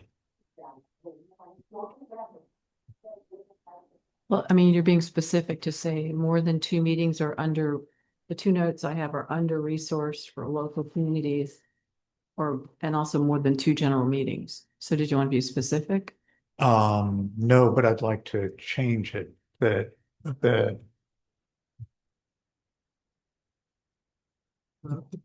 no, the proposal, the second proposal would be that we like the roadmap process, but want to see more resources devoted to public engagement. That's good. I'll take that as a friendly amendment. To the second one. Yeah. Yeah. So what was my second? You're my second? So we'll go back to so reject the recommendation of the consultant, basically, agreement, and then the friendly amendment is to have the roadmap process devoted to additional public engagement. Is that a friendly amendment or a second proposal? Because are you asking the board to basically hear one thing and the other, or is it really one thing that you want to see the rejection of Deloitte Consulting because of what we've discussed, and the additional engagement. So whenever it comes back. So I think it's together. Is that one or the other, or do you think it's two motions? I feel like it's two motions, but. Okay, well then, we can make them into. I'm stuck here, so Mickey, So help me out. We need Yeah, a first and a second for the, I need to understand how that would work or not, if it's an amendment or a substitute motion. So, that's it what would be stuck. second, I mean, The motion is that we recommend the board reject the bid from Deloitte. yes, Okay, I'll second that. yes, and that's, there's a first and a second for that motion. Right. We could split the, well, No, and then when we're done with We're that thinking a one, new I'll motion, do a yeah. second. Okay, so let's go that one first. Let's go over and then we'll have a second motion. Sure. Gotcha. All right, so we'll do that. So we'll stick to our first and second on the floor about what, we just used that language that was on the agenda.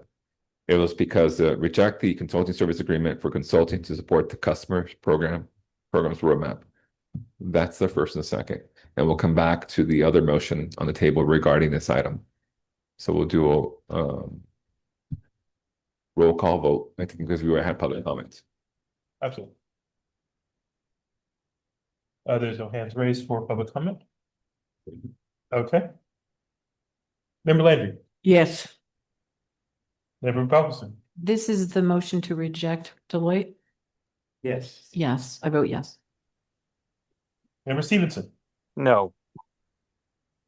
Member Swaminathan, I don't have sufficient information, so I'm going to abstain. Member Lockman, Yes. Member Pacheco, Yes. Member Harper, Yes. Member Lewis, Yes. Vice Chair Souza, Yes. Chair Hernandez. Abstain for more information. Motion is approved. Right, so this next motion, Jim.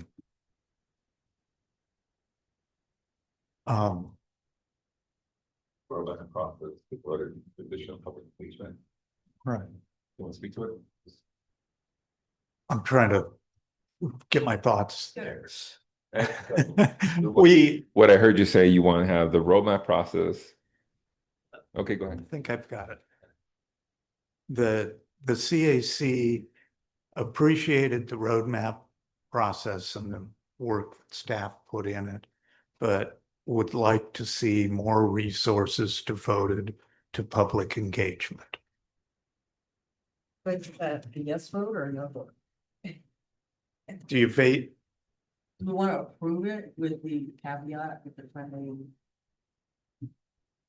We want to, we're saying, Better resources. Yeah. Can we just do the first thing and just make a note that we need, that our comment on the proposal itself, the substantive comment we have on the roadmap proposal is Yes. that we wanted more. I will provide that comment. We don't need a motion, but I think we're good with just providing that comment and feedback. So I'll add that line item to our conversation. Because we've already rejected it. Yes. So we're good. Agreed. Pete, is that it? You have something else? The second one would have been for Jim's comments about additional public outreach. But he's gonna. We Engagement. have a second for the second motion. There wasn't a second for the second motion. I think it's really important in the notes that the minutes reflect. Yeah, the minutes would be These nice to three have this things. information in there. Yeah, because this one is a really important conversation, I think. I mean, to help the staff. Yeah, and Pete, Stevenson, you had a comment, member Stevenson, sorry.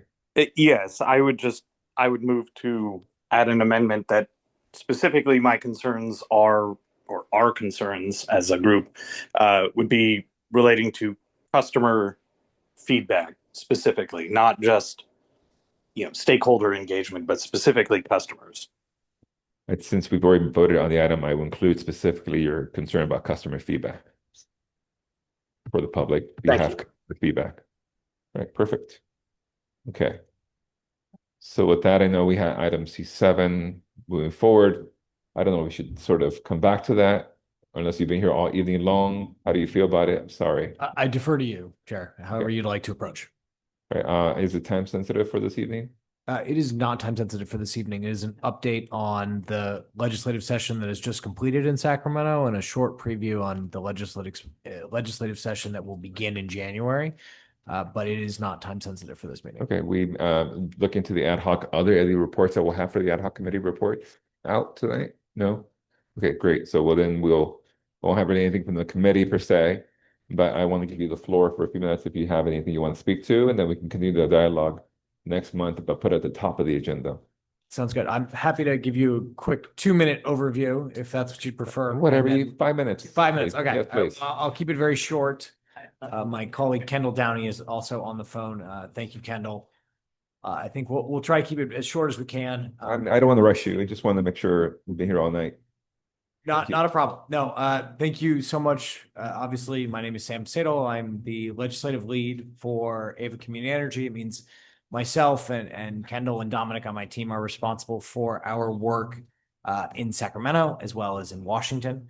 And so the intention of we presented to you all in May with our legislative agenda for the year, and this is a report back on what we've been able to accomplish, what we will be working on in the coming years moving forward. This will be presented to the board on Wednesday as well, and it was presented to MRL last month. So we've been making sure that we're showing everyone this information. Session is complete. If you go to the next slide, thank you. The next one after this. This is where we're here. We have made it through the session. It's done. We finally moved forward. Next slide. You can see here there are 28 bills that were flagged for continued attention that we were tracking throughout the course of the year, as well as 12 of which had positions at the end of session, and then 4 of which were signed and 2 of which were vetoed by the governor. You can see on the right is the AB 1207 and SB 840. These are the 2 bills that applied to cap and trade.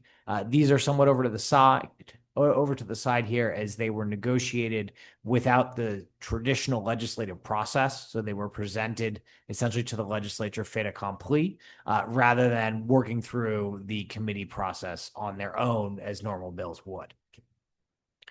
Next slide. Quickly, we want 4 places that I just want to call out the team for that we were able to bring successes home on behalf of the agency. On SB 283, led by Dominic, who did a great job on this. We worked with industry partners and the bill author to get new language inserted into the bill to ensure that it did not apply retroactively and that it did applied only to utility scale battery plants. So this was a real win. The board initially adopted a support if amended posture, and because those amendments were accepted, it moved into a full support, and we're pleased to say it was voted, approved, and signed by the governor. SB 541, which was primarily I was focused on, we were able to have language adopted into the bill. That language was subsequently removed, and we supported the veto CalCCA supported a veto recommendation, and the governor followed through and vetoed the bill. On SB 254, which was really a team effort by all of us, we were able to working with CalCCA, remove a threat to autonomy, which would have given the CEC, the Energy Commission, the authority to catalog, evaluate, and essentially cancel CCA board-approved energy efficiency programs, like the Commercial Building Efficiency Accelerator and others. That language was removed from the bill, and the bill was signed into law. So that was a real win on behalf of that the whole CCA community fought for. And finally, on AB 222, Kendall worked really hard on this. We were able to create room by pushing forward with amendments of our own. We were able to get hostile amendments rejected and expand the scope of conversation around this bill. The bill did not move forward, but we're actually very pleased with the result as it stands today. Next slide. Okay, I'm not going to go into every bill because there's a lot of them. We will try to keep it very brief, and I think, Chair, if this works, we can go into the bills directly next time. Is that how you? Yeah, and I think the only one we were focused on was the Western Energy Grid. That one, the switch from the regional power market, that was passed or what? So that I can speak to that. That the agency did not take a position on that, although of course we monitored it closely as it moved through the legislative process. That was approved as 825, and that bill was signed into law by the governor. Once again, we didn't take a position, although we did monitor it closely over the course of the legislative session. Be good to understand how that's going to really affect us, good or bad. So it'll be good to see how that. And we should see more process coming over the Adrian. It's not in there. These are just we should see more information coming over the coming months on that bill specifically. There's going to be, you will hear a lot about that over the coming months and years. It is it'll be at least a 3-year process. Yeah. I just want to look to the committee. Is there any bills of interest that Sam can do? Ernie? Sorry, it's out of state, but question, so, Oregon's Oregon's HB 3546, which, was a data center bill. And I would just be very interested to know if anyone, ran something this year similar down here or is planning to do so next year. And if not, whether or not Ava and Cal CCA might be interested in getting an author for something even stronger than what they did. Again, that's HB 3546. We'd love to hear your thoughts at some other time. Sir, I'm happy to dig into. I don't know the details of HB 3546, although data centers were a pretty big issue and remain a large issue moving forward. Kendall, who's actually on the phone, she is leading up a lot of our work around the legislative side of the data centers. We'll dig into 3546 and get back to you. I just honestly don't know the details of that because it's out of state. AB 222, if you could just go to the next slide. About 740. Sorry, one more. I'm going to find. Okay. Sorry, I'm a little out of order. But yes, we will follow up with you on more information. We do expect data centers to be an ongoing concern into the next session and beyond. Thank you. How about also the one virtual power plants? Was it the one that was vetoed, 740? Yes, actually, Adrian, if you could just move forward through the presentation, there's some takeaways at the end. So keep going. Perfect. Here we go. Hopefully this is actually, perfect. This is what I was looking for. So 740 and 740 is not addressed in this, but I did want to point out, 740 is part of these conversation around load shifting. There were a number of bills that passed, 740, 541, and a couple of others that were vetoed by the governor. In the governor's veto messages, he shared that his concern was primarily around ensuring that ongoing PUC processes could continue to play out, PUC and CEC. And so we expect that we will continue to see gubernatorial pushback to bills that direct the CPUC or the CEC to interject themselves that interject into those ongoing processes. Well, Sierra Club is very convinced that that's affecting our rates, our affordability. So that's why we've been focused on it. You think there's any new ones coming around that will focus on affordability? I do. This is actually perfect. These are some of our learnings from this year, as well as I look forward to next year. Obviously, as you can see, Governor Newsom is defensive of these CEC, CPUC authorities and workloads. As you can see, that was absolutely one of our takeaways. And then, of course, state data centers as well. I should note, we do feel like CCAs are gaining more clout in the legislature, as you can see from the win on 254 and being able to push back against these autonomy challenges. It's not to say where we can set the agenda, but we do feel that we have some real progress moving forward. As we look to next year, I think there are significant issues, and I divide them out into a couple different sections. Section one, as I would say, is issues that were unresolved from last year. So these are questions: RA transactability, which was supported by CalCCA, data centers, these energy efficiency program oversight, dynamic rates, all these things we're talking about that either were vetoed by the governor or did not make it all the way through the legislative process. They are likely to come back. Things don't just disappear. It's the same cast of characters next year that we had this year. There are new issues, however, that I'd like to call out. One is responses to federal changes, right? When the legislature got up and running, you didn't have the new administration in Washington in full effect. So I wouldn't say that we knew what the full space was that the federal administration was going to take up. That will, of course, impact what we do here at the state level. That's a piece of it. Also, you see funding gaps that were left by this new cap and trade system. I know we talked about DSGS earlier today. There were a number of pieces, both primarily on the transportation, but also on the distributed side, where that had hoped to become fixed, set amounts of funding under the cap and invest system. Many things were successful in achieving that, but not everything. So for instance, DSGS had sought to become part of that program and was initially part of the proposal. But once the behind doors negotiations were finished, DSGS was zeroed out of that for forward funding. So I think there's going to be a lot of questions around that. But I also, I wish to note, there's a structural deficit. We expect to see $17 to $25 billion in structural deficits in the state of California through 28-29. And so funding for programs is going to be hard to come by. I just want to be clear with everyone as we move forward what the fiscal situation of the state looks like.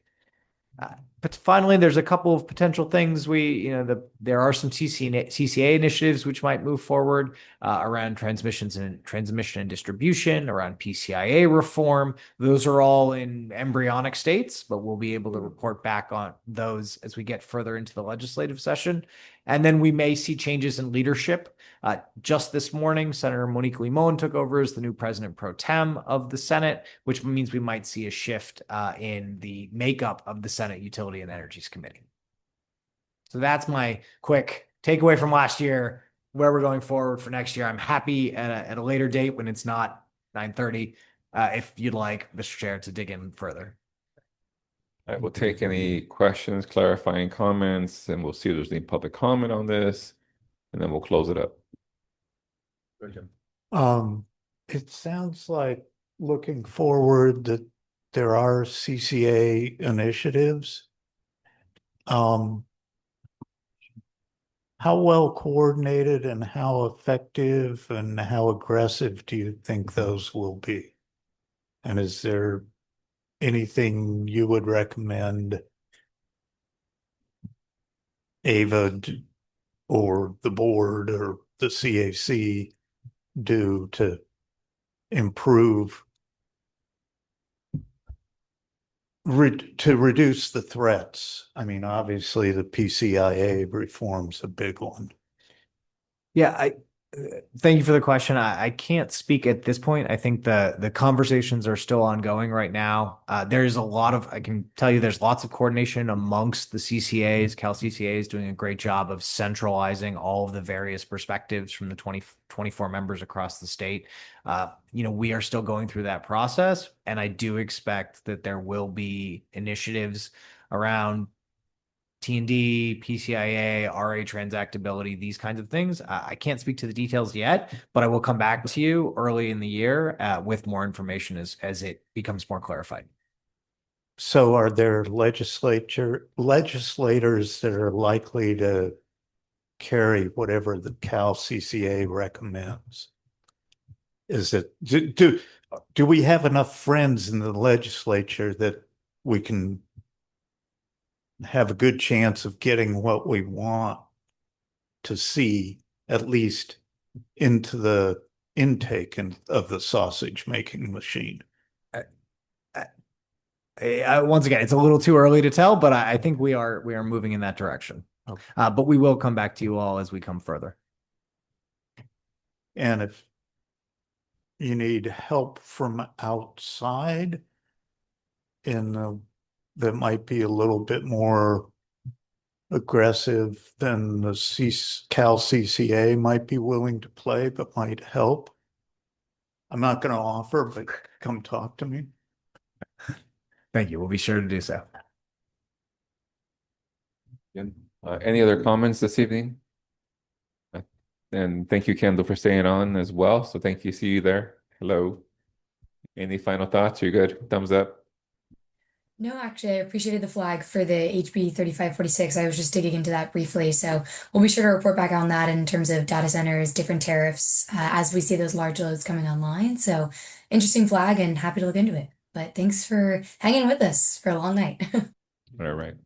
All right. Well, thank you very much, Sam. Thank you very much, Kendo. Any other comments, public comment, any concerns? There are no hands raised at this time. Perfect. So we'll move on to the next item. So we asked earlier about the ad hoc committee updates. Saw there is none at this hour. Then we'll move over to the CAC member and staff announcements. We talked through, Kate, do you want to reinforce the messaging about the transition, the chair, vice chair, or anything else that I might have missed? No, I think you covered that. I might add as just another kind of brief announcement and update. Staff does plan to bring some proposed updates to the CAC guide, just around like adding another seat for unincorporated San Joaquin County, some operational updates to the board in December. At the December CAC meeting, I'm also very happy to present an overview of those recommendations and talk through it all with you all as well, but just wanted to flag that. Okay. Anything else from staff or the committee? All right, with that, yes, Jim.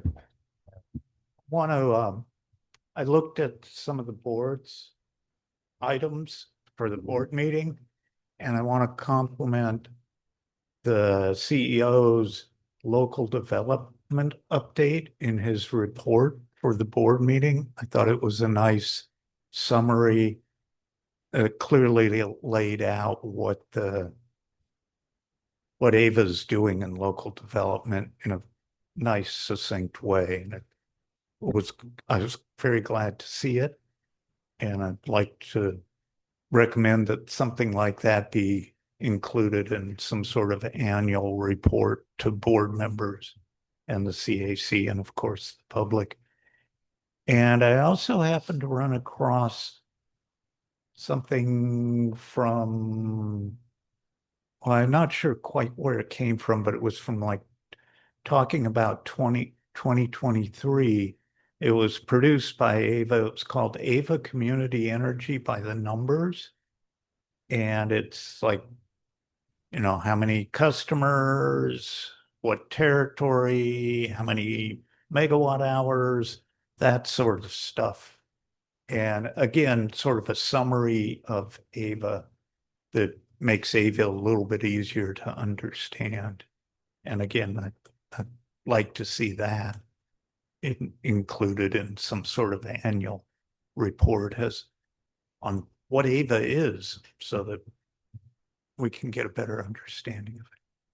But I want to compliment both of those and encourage their continued production. I'll work to carry your message up there to the board meeting on Wednesday, which I plan to attend.